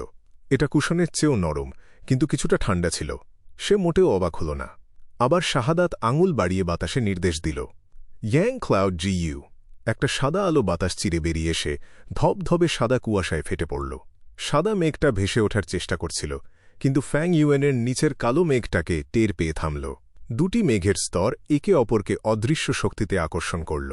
কালো আর সাদা মেঘ নিজেদের ভেতরে পাক খেতে খেতে যেন একে অপরের খেয়াল রাখতে লাগল। একটা মেঘ ছিল ফ্যাং ইউয়েনের নিচে, আর অন্যটা তার মাথার ওপরে। বিষণ্ণ মেঘটা ছিল কালির মতো, আর উজ্জ্বল মেঘটা ছিল ফ্যানার মতো। দুটো যখন এক জায়গায় মিলল, তখন বিজলি চমকে উঠল। এই দুই মেঘের মাঝে নীল রঙের বিজলি দ্রুত ঝলসে উঠতে লাগল। প্রথমে এক দুইটা রেখা ছিল, কিন্তু দেখতে দেখতে তার সংখ্যায় বেড়ে গেল। মাত্র কয়েক নিঃশ্বাসের মধ্যে সেগুলো একটা বিদ্যুতের ক্ষেত্রে পরিণত হল। ফ্যাং ইউয়েন ততক্ষণে ক্যানোপি জিইউ সক্রিয় করে ফেলেছিল। তার শরীর ঢেকেছিল সাদা বর্ম দিয়ে। একই সাথে সে অল আউট এফোর্ট জিইউ চালু করে হাত বাড়িয়ে দিল। তার পেছনে একটা বুনো শুয়োরের ছায়ামূর্তি ভেসে উঠল, যা বাতাসে এক বিশাল শুয়োরের ছবিতে রূপ নিল। কড়কড় শব্দ হল। শুয়োরের ছায়ামূর্তি দেখা দিতেই বিদ্যুতের রেখাগুলো রক্তের গন্ধে আকর্ষিত হাঙরের মতো সেটার দিকে ছুটে গেল। এক মুহূর্তে শুয়োরের মূর্তিটাকে জোর করে চেপে ধরা হল। তা ছোট হয়ে জাঁতার আকারের মতো হয়ে গেল। বিজলি তার শরীরের ভেতরে ঘুরে বেড়াতে লাগল, যেন গাঢ় নীল শৃঙ্খল তাকে আটকে ফেলেছে। বাকি বিদ্যুৎ ফ্যাং ইউয়েনের শরীরে আঘাত করল, কিন্তু সাদা বর্মে আটকে গেল। Fang Yuan all out effort Gu ফিরিয়ে নিল, কিন্তু খাঁচায় বন্দি পাখির মতো এই শুয়োরের মূর্তিটা মিলিয়ে গেল না। বিদ্যুতের খাঁচার ক্রমাগত আক্রমণে শুয়োরের মূর্তিটা অদৃশ্য হওয়ার লক্ষণ দেখাতে লাগল। বিজলি ধ্বংস আর বিশুদ্ধকরণকে এক করে দেয়। বজ্রঝড়ের পর নতুন জীবন গজায়। বিদ্যুতের শক্তি ধ্বংস করতে সিদ্ধহস্ত, আর এর মাঝে ধ্বংসের নিয়মের অংশ লুকিয়ে থাকে। এই মুহূর্তে Fang Yuan yin yang dual cloud Gu ব্যবহার করে বিদ্যুৎ সংগ্রহ করছিল, যাতে তার একটা বুনো শুয়োরের শক্তি মুছে ফেলা যায়। নিলামের পর 3 দিন কেটে গিয়েছিল। Yen yang dual cloud GU rank 3 হলেও এটা দোকান থেকে কেনা একটা সাধারণ জিইউ ছিল। এছাড়া সে কিছু উপকরণ কিনেছিল, আর একবার ব্যর্থ হওয়ার পর ইটিং ওয়ানস ওয়ার্ডস জিইউ তৈরি করে নিজের ওপর থাকা পয়জন ভাও জিইউ দূর করেছিল। ফ্যাং ইউয়েন একসময় কিং মাও মাউন্টেনে দুটি শুয়োরের শক্তি পাওয়ার জন্য black and white boar Gu ব্যবহার করেছিল। Rank 3 all out effort Gu একসাথে কেবল একটি পশুর ছায়ামূর্তি ডাকতে পারে। র্যাঙ্ক 4 পৌঁছানোর পর আরও শক্তিশালী পশুর ছায়ামূর্তি পাওয়া যায়। তাই দুটি শুয়োরের শক্তি তার জন্য বাড়তি আর অপ্রয়োজনীয় ছিল। এখন ফ্যাং ইউয়েনের কাছে অতিরিক্ত টাকা ছিল, তাই সে তার শরীরকে গুছিয়ে নেওয়ার সিদ্ধান্ত নিল। এই শুয়োরের মূর্তি দূর করতে কিছুটা সময় লাগবে, অন্তত 19 দিন। বিদ্যুৎ ডাকার জন্য ইন ইয়াং ডুয়াল ক্লাউড জিইউয়েরই ব্যবহার ছিল সবচেয়ে সাধারণ আর সস্তা পদ্ধতি। পশুর ছায়ামূর্তিগুলো হল একজন মানুষের শরীরে লুকিয়ে থাকা নিয়মের খণ্ড। সেগুলো দূর করতে বেশ খাটাখাটনি করতে হয়। ফ্যাং ইউয়েন সাবধানে ইয়েন ক্লাউড জিইউ আর ইয়াং ক্লাউড জিইউ ব্যবহার করছিল। দুটি মেঘই দ্রুত চলাচল করছিল, যেন দুটি পুরু কার্পেট পুরো গোপন ঘর ভরে ফেলেছে। একটা সাদা মেঘ ছাদ ঢেকে রেখেছিল, একটা কালো মেঘ মেঝে ঢেকে রেখেছিল। মাঝখানে বিজলি হানছিল। নীল বিদ্যুতের রেখা দুটি মেঘকে যুক্ত করে শুয়োরের মূর্তিটাকে আটকে রেখেছিল, যা ধীরে ধীরে ক্ষয় পাচ্ছিল। বিকট কর্কর শব্দের বদলে একটা নরম হালকা শব্দ একটানা শোনা যাচ্ছিল।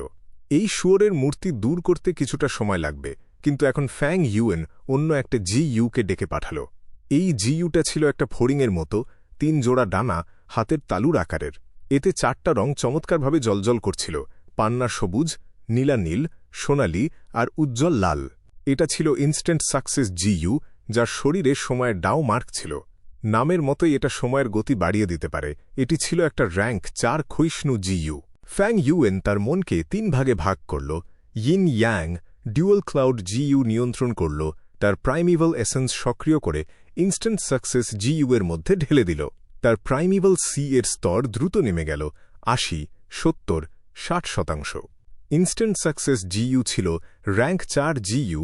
তার র্যাঙ্ক 3 শুরুর দিকের কাল্টিভেশন নিয়ে ফ্যাং ইউয়েনের পক্ষে এটা সক্রিয় করা কঠিন ছিল। যখন তার হালকা রূপালী প্রাইমিভাল এসেন্স 30% নেমে এল, ফ্যাং ইউয়েন প্রাইমিভাল এসেন্স ব্যবহার থামাল। হেভেনলি এসেন্স ট্রেজার লোটাস ধীরে ধীরে খুলে গেল, সেখান থেকে প্রাকৃতিক শক্তি উপচে পড়ল। ফ্যাং ইউয়েনের আভায় তা মিশে গিয়ে মুহূর্তের মধ্যে তার হালকা রূপালী প্রাইমিভাল এসেন্সে পরিণত হল। তার প্রাইমিভাল সি এর স্তর আবার উঠতে লাগল 40, 50, 60%। বারবার একই ঘটনা ঘটল। তার প্রাইমিভাল সি এর স্তর কয়েকবার ওঠানামা করার পর ইনস্ট্যান্ট সাকসেস জিইউ অবশেষে পূর্ণ হল। সক্রিয় হতেই এটা একটা চোখ ধাঁধানো আলোর খেলা দেখাল। রঙিন আলোর প্রদর্শনী yin yang dual cloud Gu আর পশুর ছায়ামূর্তির ওপর চমকে উঠল, গোপন ঘরটাকে রংধনু রঙে রাঙিয়ে দিল। শুয়োরের মূর্তির ক্ষয় হওয়ার গতি বেড়ে গেল। আগে ক্ষয় হওয়ার গতি খালি চোখে প্রায় বোঝাই যেত না, কিন্তু এখন পাহাড় থেকে গড়িয়ে পড়া বরফের গোলার মতো গতি অনেক বেড়ে গেল। 10টিরও বেশি নিঃশ্বাসের সময়ের পর বুনো শুয়োরের মূর্তিটা পুরোপুরি ধ্বংস হয়ে গেল। নিশ্চিত হওয়ার পর ফ্যাং ইউয়েন দ্রুত ইনস্ট্যান্ট সাকসেস জিইউ ব্যবহার বন্ধ করল আর তার win young dual cloud GU সরিয়ে নিল। সে পার্পল থর্ন টোকেন ব্যবহার করে in yang dual cloud GU দোকানে ফেরত দিতে পারত। 3 দিনের মধ্যে হলে ফ্যাং ইউয়েন জিইউ ফেরত দিয়ে পুরো টাকা ফেরত পেতে পারত। কারো কাছ থেকে জিইউ ধার করার চেয়ে এটা নিরাপদ ছিল, আর তার কোনো ক্ষতিও হতো না। কারো কাছ থেকে জিইউ ধার করলে নিয়ন্ত্রণ তাদের হাতে থাকে, এক চিন্তাতেই তারা মুহূর্তের মধ্যে জিইউ ফিরিয়ে নিতে পারে। ফ্যাং ইউয়েনের তখন কিছুই করার থাকবে না। আর ইনস্ট্যান্ট সাকসেস জিইউ এর কথা বলতে গেলে আলো যতটা সম্ভব কমানোর পরও তার 3 জোড়া ডানার মাত্র 2টি অবশিষ্ট ছিল, আর পুরো শরীর ধীরে ধীরে মিলিয়ে যাচ্ছিল। এই জিইউ একবার ব্যবহার করা হলে থামানো যেত না। আলো জ্বলতেই থাকত আর সময় দ্রুত যেতে থাকত। ফ্যাং ইউয়েন আলোর তীব্রতা কমিয়ে কেবল তার বাকি সময়টুকু বাড়াতে পারত। আবার ফ্যাং ইউয়েন তার বাকি সময়ের সুযোগ নিল। এরপর সে গ্যালোপিং হর্স স্ট্রেংথ জিইউ সক্রিয় করল। এই জিইউটা ছিল র্যাঙ্ক 3, যা একজন জিইউ মাস্টারের শরীর পরিবর্তন করে তার জন্য ঘোড়ার শক্তির ছায়ামূর্তি তৈরি করতে পারত।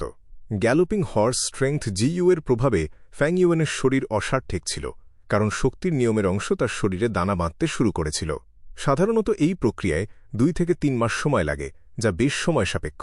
কিন্তু এখন ফ্যাং ইউয়েনের কাছে ইনস্ট্যান্ট সাকসেস জিইউ ছিল। সে একটা গভীর শ্বাস নিল, ইনস্ট্যান্ট সাকসেস জিইউ এর ওপর থেকে বাধা সরিয়ে দিল, আর সাথে সাথে একটা চোখ ধাঁধানো আলো তার ওপর জ্বলে উঠল। অসাড় অনুভূতিটা এক নিমেষে তীব্র হয়ে উঠল। 2 থেকে 3 মাসের যন্ত্রণা তাকে আক্রমণ করল, যা একটা যন্ত্রণাদায়ক অসাড় অনুভূতিতে পরিণত হল। ফ্যাং ইউয়েন দাঁতে দাঁত চাপল। 5 মিনিট পর তার শরীর ঘামে ভিজে গেল, কিন্তু ঘোড়ার শক্তির ছায়ামূর্তি সফলভাবে তার শরীরে শিকড় গেড়েছিল। একটা শুয়োরের শক্তি দূর করার পর সে যোগ করল একটা ঘোড়ার শক্তি। ইনস্ট্যান্ট সাকসেস জিইউ এর আলো আবার কমে গেল। এই প্রক্রিয়ায় সে অন্য একটি ডানা হারিয়েছিল, তার মাত্র 1 জোড়া ডানা আর অর্ধেকটা টুকরো বাকি ছিল। কিন্তু ফ্যাং ইউয়েনকে অনেক বড় মূল্য দিতে হয়েছিল। ইনস্ট্যান্ট সাকসেস জিইউ এর একটা বড় ক্ষতিকর দিক ছিল, তা হল এই অল্প সময়ে সে 3 মাসের আয়ু হারিয়ে ফেলেছিল। আবার ফ্যাং ইউয়েন তার ঘাম মুছে ফেলল। শরীরের তীব্র যন্ত্রণা উপেক্ষা করে সে আবার জিইউটা ব্যবহার করল। তাকে সময়ের সঠিক ব্যবহার করতে হবে। ইনস্ট্যান্ট সাকসেস জিইউ যতক্ষণ আছে তাকে এর সেরা ব্যবহার করতে হবে। চোখ ধাঁধানো আলো আবার তার শরীরে চমকে উঠল। ফ্যাং ইউয়েন দাঁতে দাঁত চাপল, তার ভুরু কুঁচকে গেল। তার কষ্ট আগের চেয়েও বেশি ছিল, যেন সৈকতে আছড়ে পড়া দানবীয় ঢেউ। আবারও 5 মিনিট কাটল, কিন্তু এবার সহ্য করা অনেক কঠিন ছিল। অবশেষে ফ্যাং ইউয়েনের দৃঢ় ইচ্ছাশক্তির কারণে সে এই সময়টুকু সহ্য করে নিল। তার শরীর একটা ষাঁড়ের শক্তি অর্জন করল। ইনস্ট্যান্ট সাকসেস জিইউ এর এখন 2টি ডানা বাকি ছিল, দুটোই ছিঁড়ে ফাটা। তার পুরো ফড়িংয়ের শরীর স্বচ্ছ হয়ে যাচ্ছিল, বাতাসে ভেসে থাকা ফ্যান্টমের মতো। ফ্যাং ইউয়েন তীব্র মাথা ব্যথা অনুভব করল, তার কান ভোঁ ভোঁ করছিল আর বুক ধড়ফড় করছিল। প্রায় আর সময় নেই। সে একটা গভীর শ্বাস নিল, নিজেকে মনোযোগ দিতে বাধ্য করল, তারপর স্টোন টার্টল স্ট্রেংথ জিইউ সক্রিয় করল। কিন্তু এবার প্রক্রিয়াটি অর্ধেক মাত্র স্থায়ী ছিল। তারপর আলো কমে গেল আর মিলিয়ে গেল। ইনস্ট্যান্ট সাকসেস জিইউ এর সময় শেষ হয়ে গিয়েছিল। আলো মিলিয়ে যাওয়ার পর গোপন ঘরটা পুরোপুরি অন্ধকারে ডুবে গেল। প্রাইমিভাল সিতে 30%-এরও কম প্রাইমিভাল এসেন্স বাকি ছিল, কিন্তু হেভেনলি এসেন্স ট্রেজার লোটাস এর সাহায্যে তা ধীরে ধীরে উঠতে লাগল। হেভেনলি এসেন্স ট্রেজার লোটাস ছিল একটি র্যাঙ্ক 3 জিইউ। ফ্যাং ইউয়েনের প্রাইমিভাল এসেন্স পুনরুদ্ধারে এটি ছিল এক বিশাল সাহায্য। ফ্যাং ইউয়েন একটা গভীর শ্বাস ফেলল, ক্লান্তি তাকে আক্রমণ করল, যেন তার পুরো শরীর নিংড়ে নিয়েছে। যদিও সে কুশনে বসেছিল, তার শরীর দুলছিল আর তার বসতে কষ্ট হচ্ছিল। এই ইনস্ট্যান্ট সাকসেস জিইউ সক্রিয় করতে তার আধা বছরের আয়ু লেগেছিল।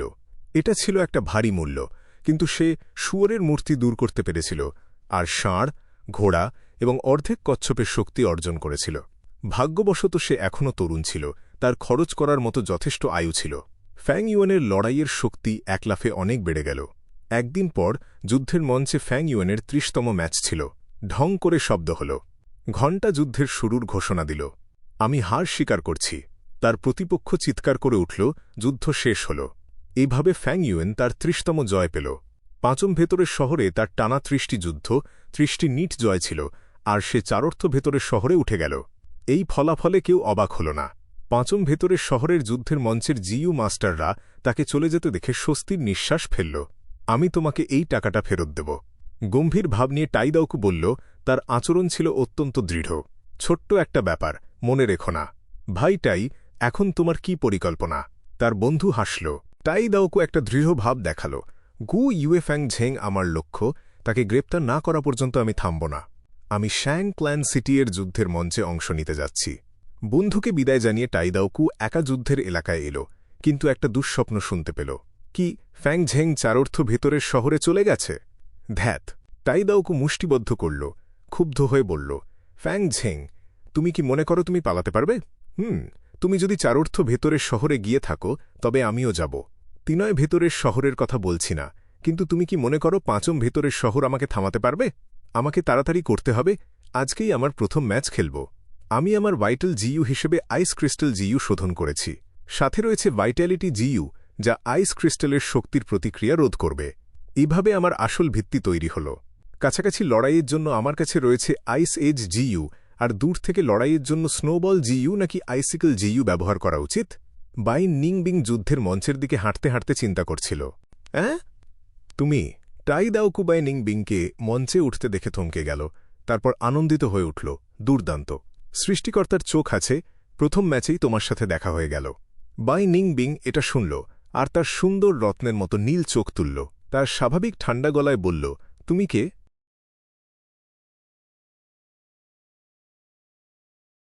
সত্যি বলতে বাই নিংবিং জানতই না টাইদাওকুকে। যখন ফ্যাং ইউয়েন আর বাই নিংবিং কিউইং মাও মাউন্টেন ছেড়ে চলে গেল, তখন টাইদাওকু আর তার দল তাদের পেছনে পেছনে ঘুরছিল। এমনকি বাই জিইউ মাউন্টেনের উত্তরাধিকার লড়াইয়ের সময়ও টাইদাওকু সেই যুদ্ধক্ষেত্রে ছিল না, আর বাই নিংবিংয়ের সাথেও তার কখনো দেখা হয়নি। কিছুদিন আগে যখন টাইদাওকু আর বাই ক্ল্যান শ্যাং ক্ল্যান সিটিতে এল, তখনই সে প্রথমবার ফ্যাং ইউয়েনকে সরাসরি দেখল।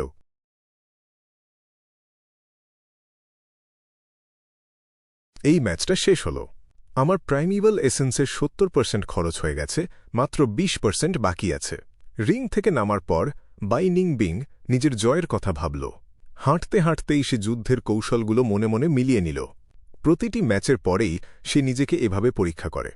আজকের টাইদাও কুয়ের সাথে যুদ্ধটা সে জিতলেও তাকে মেরে ফেলতে না পারার একটা আফসোস তার মনে থেকে গেল। তবে আজকের এই লড়াই থেকে তার শিক্ষা কম হয়নি।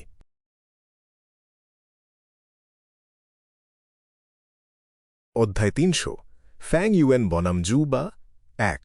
শেষে সত্যি সিনিয়র জু বা কে গালি দেওয়ার সাহস দেখাল? এই নতুন ছেলেটা বড্ড বেশি অহংকারী। লর্ড জু বা, ওকে একটা শিক্ষা দাও, ওকে আকাশ আর মাটির তফাৎ বুঝিয়ে দাও। অল্প সময়ের নীরবতার পর দর্শকেরা ক্ষোভে ফেটে পড়ল। হে যুবক, তোমার বিনয়ী হওয়া শেখা উচিত। আমি তোমাকে ভালো মনে বোঝাতে চেয়েছিলাম, কিন্তু তুমি উল্টো আমাকে গালি দিলে। একজন মানুষ কিভাবে এমন আচরণ করতে পারে? জু বা দীর্ঘশ্বাস ফেলে বলল, শেষ পর্যন্ত তুমি সব জায়গায় ধাক্কা খাবে, আর কেউ তোমাকে সাহায্য করবে না। ফ্যাং ইউয়েন জোরে হেসে উঠল। সে বলল, তুমি কি আমার জন্য চিন্তা করছ, নাকি আক্রমণ করতে ভয় পাচ্ছ? সম্ভবত তুমি শুধু নিষ্ক্রিয়ভাবে আমার আক্রমণ ঠেকাতেই পারো। ডিফেন্স করার সময় পাল্টা আঘাত করার ক্ষমতাটা সত্যিই দারুণ, কিন্তু এই ডিফেন্স ধরে রাখার জন্য তুমি কয়টা জিইউ নিয়ন্ত্রণ করছো? অন্তত 3টা। ডিফেন্স করার সময় কি আক্রমণের দিকে মনোযোগ দেওয়া যায় না? আমি তোমার সব কৌশল ধরে ফেলেছি। তুমি কি ভাবছ আমি ওই বোকা দর্শকদের মতো? তার কথা শুনে দর্শকেরা রেগে আগুন হয়ে গেল এবং চিৎকার করতে লাগল। তারা বলল, কি ফালতু কথা, সে আমাদের বোকা বলার সাহস দেখায় কি করে? আমার বুদ্ধি ওর চেয়ে অনেক বেশি। এই ছেলেটার অহংকার আকাশ ছোঁয়া। সিনিয়র জুবা ও তোমার দয়াকে পায়ের নিচে পিষছে, দয়া করে ওকে একটা শিক্ষা দাও। জুবার অভিব্যক্তি বদলে গেল। সে গম্ভীর গলায় বলল, হে যুবক, তুমি যেহেতু এতই অজ্ঞ, আমি তোমাকে বাস্তবতার একটা শিক্ষা দেব। এটা তোমার জন্যই ভালো হবে। তারপর সে নড়ে উঠল। এই নড়াচড়া ছোটখাটো কিছু ছিল না। তার পুরো শরীরটা একটা বিশাল মাংসের গোলার মতো কুঁকড়ে গেল এবং ফ্যাং ইউয়েনের দিকে গড়িয়ে গেল। একই সাথে একটা ফ্যাকাশে কালো ব্লেড অরা ওই বিশাল গোলার চারপাশ ঘিরে ধরল। বিশাল গোলাটি গড়ানোর সাথে সাথে পাথরের স্ল্যাবগুলো ফেটে চৌচির হয়ে গেল এবং পাথরের টুকরোগুলো বাতাসে উড়তে লাগল। পিষে ফেলার মতো এই আক্রমণের সাথে ধারালো ব্লেড অরা মিশে গিয়ে শক্তি আরও বেড়ে গেল, যা দেখে মানুষের মনে এড়িয়ে যাওয়ার তাগিদ তৈরি হল। ওটা এসে গেছে লর্ড জু বার killing move, rolling blade meat. Gu master দর্শকেরা উত্তেজনায় চিৎকার করে উঠল। বাই নিং বিংয়ের দৃষ্টি তীক্ষ্ণ হল। সে মনে মনে বিশ্লেষণ করল, একটা মুভমেন্ট টাইপ রোলিং মিট জিইউর সাথে ব্লেড অরা জিইউ? একজন সাধারণ মানুষ হয়তো এমন শক্তি প্রকাশ করতে পারত না, কিন্তু জু বার বিশাল শরীর তার আক্রমণের শক্তিকে আরও বাড়িয়ে দিয়েছিল। আর সহ্য করতে পারলে না? জু বারও তীব্র আক্রমণের মুখোমুখি হয়ে ফ্যাং ইউয়েন ভয় পেল না, বরং খুশি হল। তার ঠোঁটের কোণে পাগলামির একটা আভাস ফুটে উঠল। Vertical crash Gu, boar phantom. হঠাৎ সে সোজা ওই বিশাল গোলার দিকে তেড়ে গেল। এই ছেলেটা কি পাগল হয়ে গেছে? এই আক্রমণের মুখোমুখি সরাসরি হতে যাচ্ছে। ও কি নিজের জীবন চায় না? আজ কেউ একজন মারা যাবে। দর্শকেরা স্তব্ধ হয়ে গেল। দুই পক্ষের মধ্যে সংঘর্ষ হল।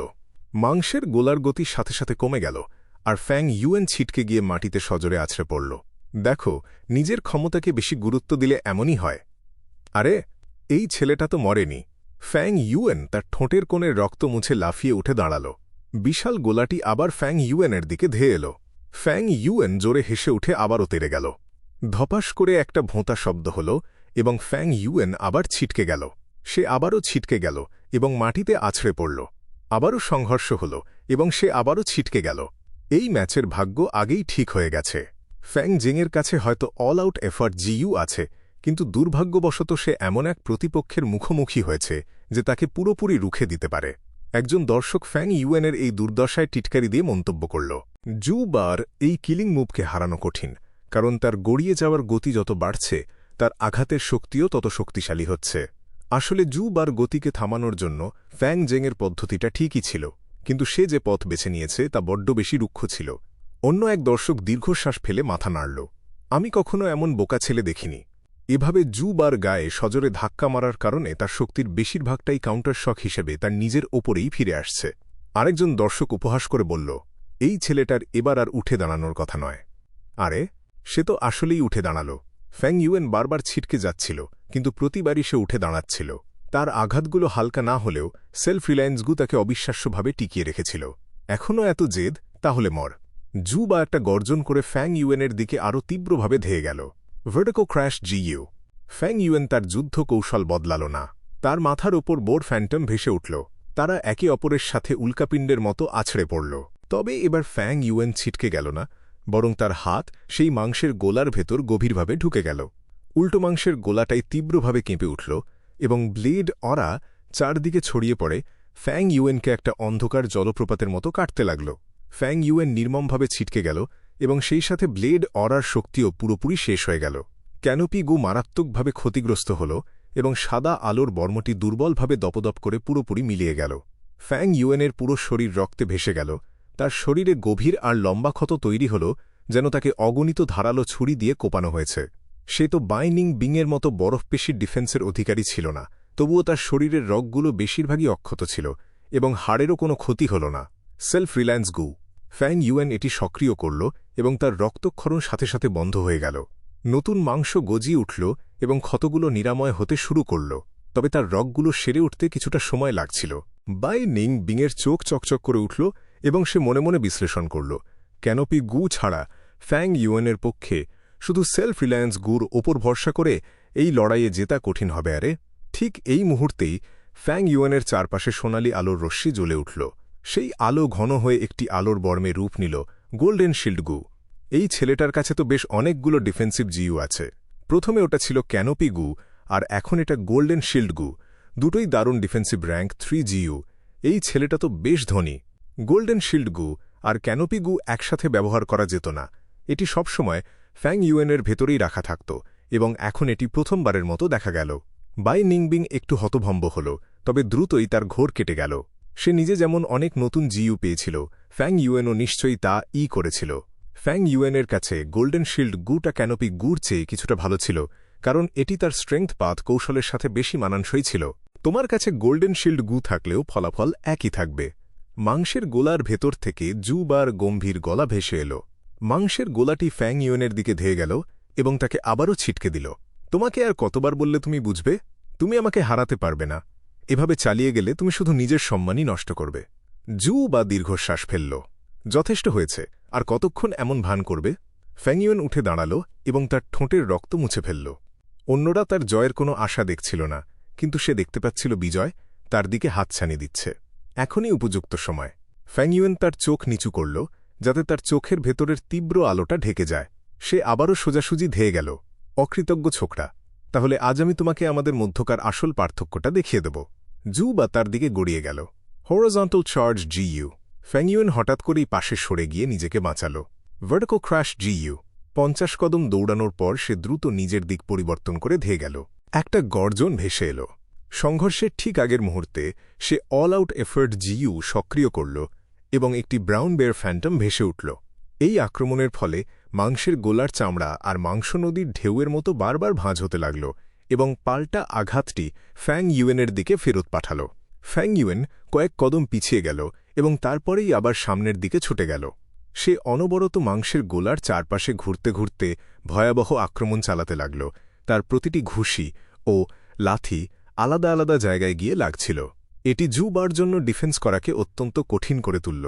এই মুহূর্তে ফ্যাং ইউয়েনের আক্রমণ আগের যে কোনো সময়ের চেয়েও বেশি তীব্র ছিল। জু বা পাগলের মতো তার জিইউ পোকাগুলোকে নিয়ন্ত্রণ করতে লাগল। শেষ পর্যন্ত সে আর সামলাতে পারল না। মাংসের গোলাটি পাগলের মতো কাঁপতে লাগল, কিন্তু এবার এটি একটুও শক্তি কাউন্টার শক হিসেবে ফেরত পাঠাতে পারল না। জু বা চরম ক্ষিপ্ত হয়ে একটা গর্জন করল। সে তার মাংসের গোলার রূপ ত্যাগ করে আবার মানুষের রূপে ফিরে এল এবং আবার ব্লেড অরা তৈরি করে ফ্যাং ইউয়েনের দিকে ছুড়ে দিল। ফ্যাং ইউয়েন এতে অত্যন্ত খুশি হল। জু বা যত বেশি জিইউ ব্যবহার করবে, তার পক্ষে সেগুলো নিয়ন্ত্রণ করা তত বেশি কঠিন হবে। জু বার মন ইতিমধ্যে এলোমেলো হয়ে গিয়েছিল। আগে সে যেসব প্রতিপক্ষের মুখোমুখি হয়েছিল, তারা কয়েকবার আঘাত পাওয়ার পরই পরাজয় মেনে নিত। এমনকি যারা খুব জেদি ছিল, তারাও জু বার এই গড়িয়ে আসা আক্রমণের মুখোমুখি হওয়ার পর তাদের লড়াইয়ের ইচ্ছা হারিয়ে ফেলত। কিন্তু দুর্ভাগ্যবশত এবার সে ফ্যাং ইউয়েনের মুখোমুখি হয়েছিল। এই পৃথিবীতে অনেক ধরনের মানুষ আছে। কেউ তার পরিবারকে ভালোবাসে, আবার কারও থাকে অনেক বড় স্বপ্ন। তাদের মধ্যে এক ধরনের মানুষ আছে, যখন তার একটা স্পষ্ট লক্ষ্য আর স্বপ্ন থাকে, তখন পুরো পৃথিবী তার বিরুদ্ধে গেলেও তাকে থামানো যায় না। ফ্যাং ইউয়েন ছিল ঠিক তেমনই একজন মানুষ। তাকে কেউ থামাতে পারত না। এই সাধারণ জু বারও তো প্রশ্নই ওঠে না। হোর্স ফ্যান্টম ভার্টিক্যাল ক্র্যাশ জিইউ। তার গতি হঠাৎ করেই বেড়ে গেল। সে দ্রুত 50 কদম এগিয়ে গেল। ঘোড়ার শক্তি তার গতিকে শুয়োরের শক্তির চেয়ে 30% বাড়িয়ে দিয়েছিল। ঘোড়ার খুর মেঝেতে আঘাত করে তীব্র গতিতে ছুটে চলল। জু বা আশা করেনি যে ফ্যাং ইউয়েনের কাছে এখনও এমন একটা গোপন চাল থাকবে। সে অপ্রস্তুত থাকায় তার ব্লেড অরা ফ্যাং ইউয়েনের পেছনে শূন্য বাতাসে আঘাত করল। ততক্ষণে ফ্যাং ইউয়েন জু বার ঠিক সামনে চলে এসেছিল। কোনো কথা হল না, শুধু একটা ঘুষি। এই ঘুষিটা ছিল অতুলনীয় শক্তিশালী, যা চারপাশের বাতাসকেও কাঁপিয়ে দিল। ঘুষির তীব্র কম্পন ফ্যাং ইউয়েনের পায়ের নিচের পাথরের টালিগুলোকে চূর্ণ বিচূর্ণ করে দিল এবং পুরো রিংটা কাঁপিয়ে তুলল। জু বার শরীরের চর্বিগুলো তীব্রভাবে কেঁপে উঠে সেই ঘুষির শক্তি পুরো শরীরে ছড়িয়ে দিতে লাগল, যাতে সে 80% শক্তি আবার ফ্যাং ইউয়েনের দিকে ফেরত পাঠাতে পারে। কিন্তু ফ্যাং ইউয়েন সাথে সাথেই আরেকটা ঘুষি মারল। জু বার শরীরটা ছিল বিশাল এবং সে নড়াচড়ায় বেশ ধীর ছিল। ঘুষিটা নির্মমভাবে তার শরীরে গিয়ে লাগল। আমি কাউন্টার শক। জু বা তার চোখ জোড়া বড় বড় করে তাকাল এবং তার শরীরের ভেতরের বেশ কয়েকটি জিইউকে নিয়ন্ত্রণ করার আপ্রাণ চেষ্টা করল। কিন্তু সে এইমাত্র তার সমস্ত মনোযোগ ব্লেড অরা জিইউ নিয়ন্ত্রণে ব্যয় করেছিল, আর এখন সে একই সাথে অন্য জিইউগুলো সক্রিয় করতে যাচ্ছিল। সে যদি সেরা অবস্থায় থাকত তবে হয়তো ঠিক ছিল, কিন্তু এই মুহূর্তে তার মন এলোমেলো হয়ে গিয়েছিল এবং দীর্ঘ সময় ধরে সব জিইউ নিয়ন্ত্রণ করার কারণে তার মানসিক অবস্থা ইতিমধ্যেই দুর্বল হয়ে পড়েছিল। একটি ত্রুটি দেখা দিল। জু বার শরীরের চর্বিগুলো যা জলের ঢেউয়ের মতো কাঁপছিল তা হঠাৎ থেমে গেল। তার ডিফেন্স ভেঙে পড়ল। সে তখনও ফ্যাং ইউয়েনের আগের ঘুষির শক্তি ছড়ানোর চেষ্টা করছিল, তাই এই ঘুষিটা তাকে সরাসরি সহ্য করতে হল। চরম যন্ত্রণা তাকে গ্রাস করল, যা তার মাথা ঘুরিয়ে দিল। ফ্যাং ইউয়েনের ঘুষির শক্তি ছড়ানোর প্রক্রিয়াটি ভেঙে পড়ল এবং ৮০% শক্তি তার নিজের শরীরের সমস্ত অংশে বিস্ফোরিত হল। ব্যাকল্যাশ! সেই মুহূর্তে জু বার হৃৎপিণ্ড তীব্র ব্যথার কারণে হঠাৎ থমকে গেল। ফ্যাং ইউয়েনের তীক্ষ্ণ দৃষ্টি চকচক করে উঠল। সে অনেকক্ষণ ধরে এই সুযোগের অপেক্ষায় ছিল এবং অবশেষে নিজের শক্তিতে তা তৈরি করল। সুযোগটি কাজে লাগিয়ে সে আঘাত করল। বাতাসের বেগে একের পর এক ঘুষি ধেয়ে যেতে লাগল। Bear phantom, boar phantom, crocodile phantom এবং হর্স ফ্যান্টম একের পর এক বাতাসে ভেসে উঠতে লাগল। বাতাসে কেটে উঠল, বন্য জন্তুগুলোর আকৃতি গর্জন করতে লাগল। ফ্যাং ইউয়েনের পুরো শরীর সোনালি বর্মে ঢাকা ছিল এবং তার ঘুষিগুলো অতুলনীয় হিংস্রতার সাথে আছড়ে পড়তে লাগল। সবার বিস্মিত দৃষ্টির সামনে সেই দানব জু বা এই বামন ফ্যাং ইউয়েনের কাছে মার খেয়ে পেছাতে লাগল এবং ব্যথায় চিৎকার করতে লাগল। তবে জু বার অতিরিক্ত মোটা শরীর তাকে একটা পাঞ্চিং ব্যাগ হতে বাধ্য করল। ফ্যাং ইউয়েনের তেজ ক্রমাগত বাড়তে লাগল। তার এই অদম্য হিংস্রতা সমস্ত দর্শকের মনে এমন এক অনুভূতির জন্ম দিল যে তাকে থামানো অসম্ভব। তীব্র যন্ত্রণা সুনামির মতো ধেয়ে এসে জু বার ওপর আছড়ে পড়ল, যা তার চেতনাকে প্রায় ডুবিয়ে দিচ্ছিল। তার চিন্তাগুলো এলোমেলো হয়ে গিয়েছিল এবং নিজের ডিফেন্স বাড়ানোর জন্য জিইউ সক্রিয় করা তার জন্য আরও কঠিন হয়ে পড়ল। ফ্যাং ইউয়েন পুরোপুরি আধিপত্য বিস্তার করল এবং জু বার চোখের মণি ইতিমধ্যেই উল্টে সাদা অংশ বেরিয়ে আসতে শুরু করেছিল। এটা কি করে সম্ভব? এইমাত্র তো স্পষ্ট দেখা যাচ্ছিল ফ্যাং জেং কি, তবে তার ব্যাপারে ঠিকই বলেছিল। দর্শকদের মধ্যে শোরগোল পড়ে গেল। পরিস্থিতির এই নাটকীয় পরিবর্তন তাদের পুরোপুরি হতবাক করে দিল।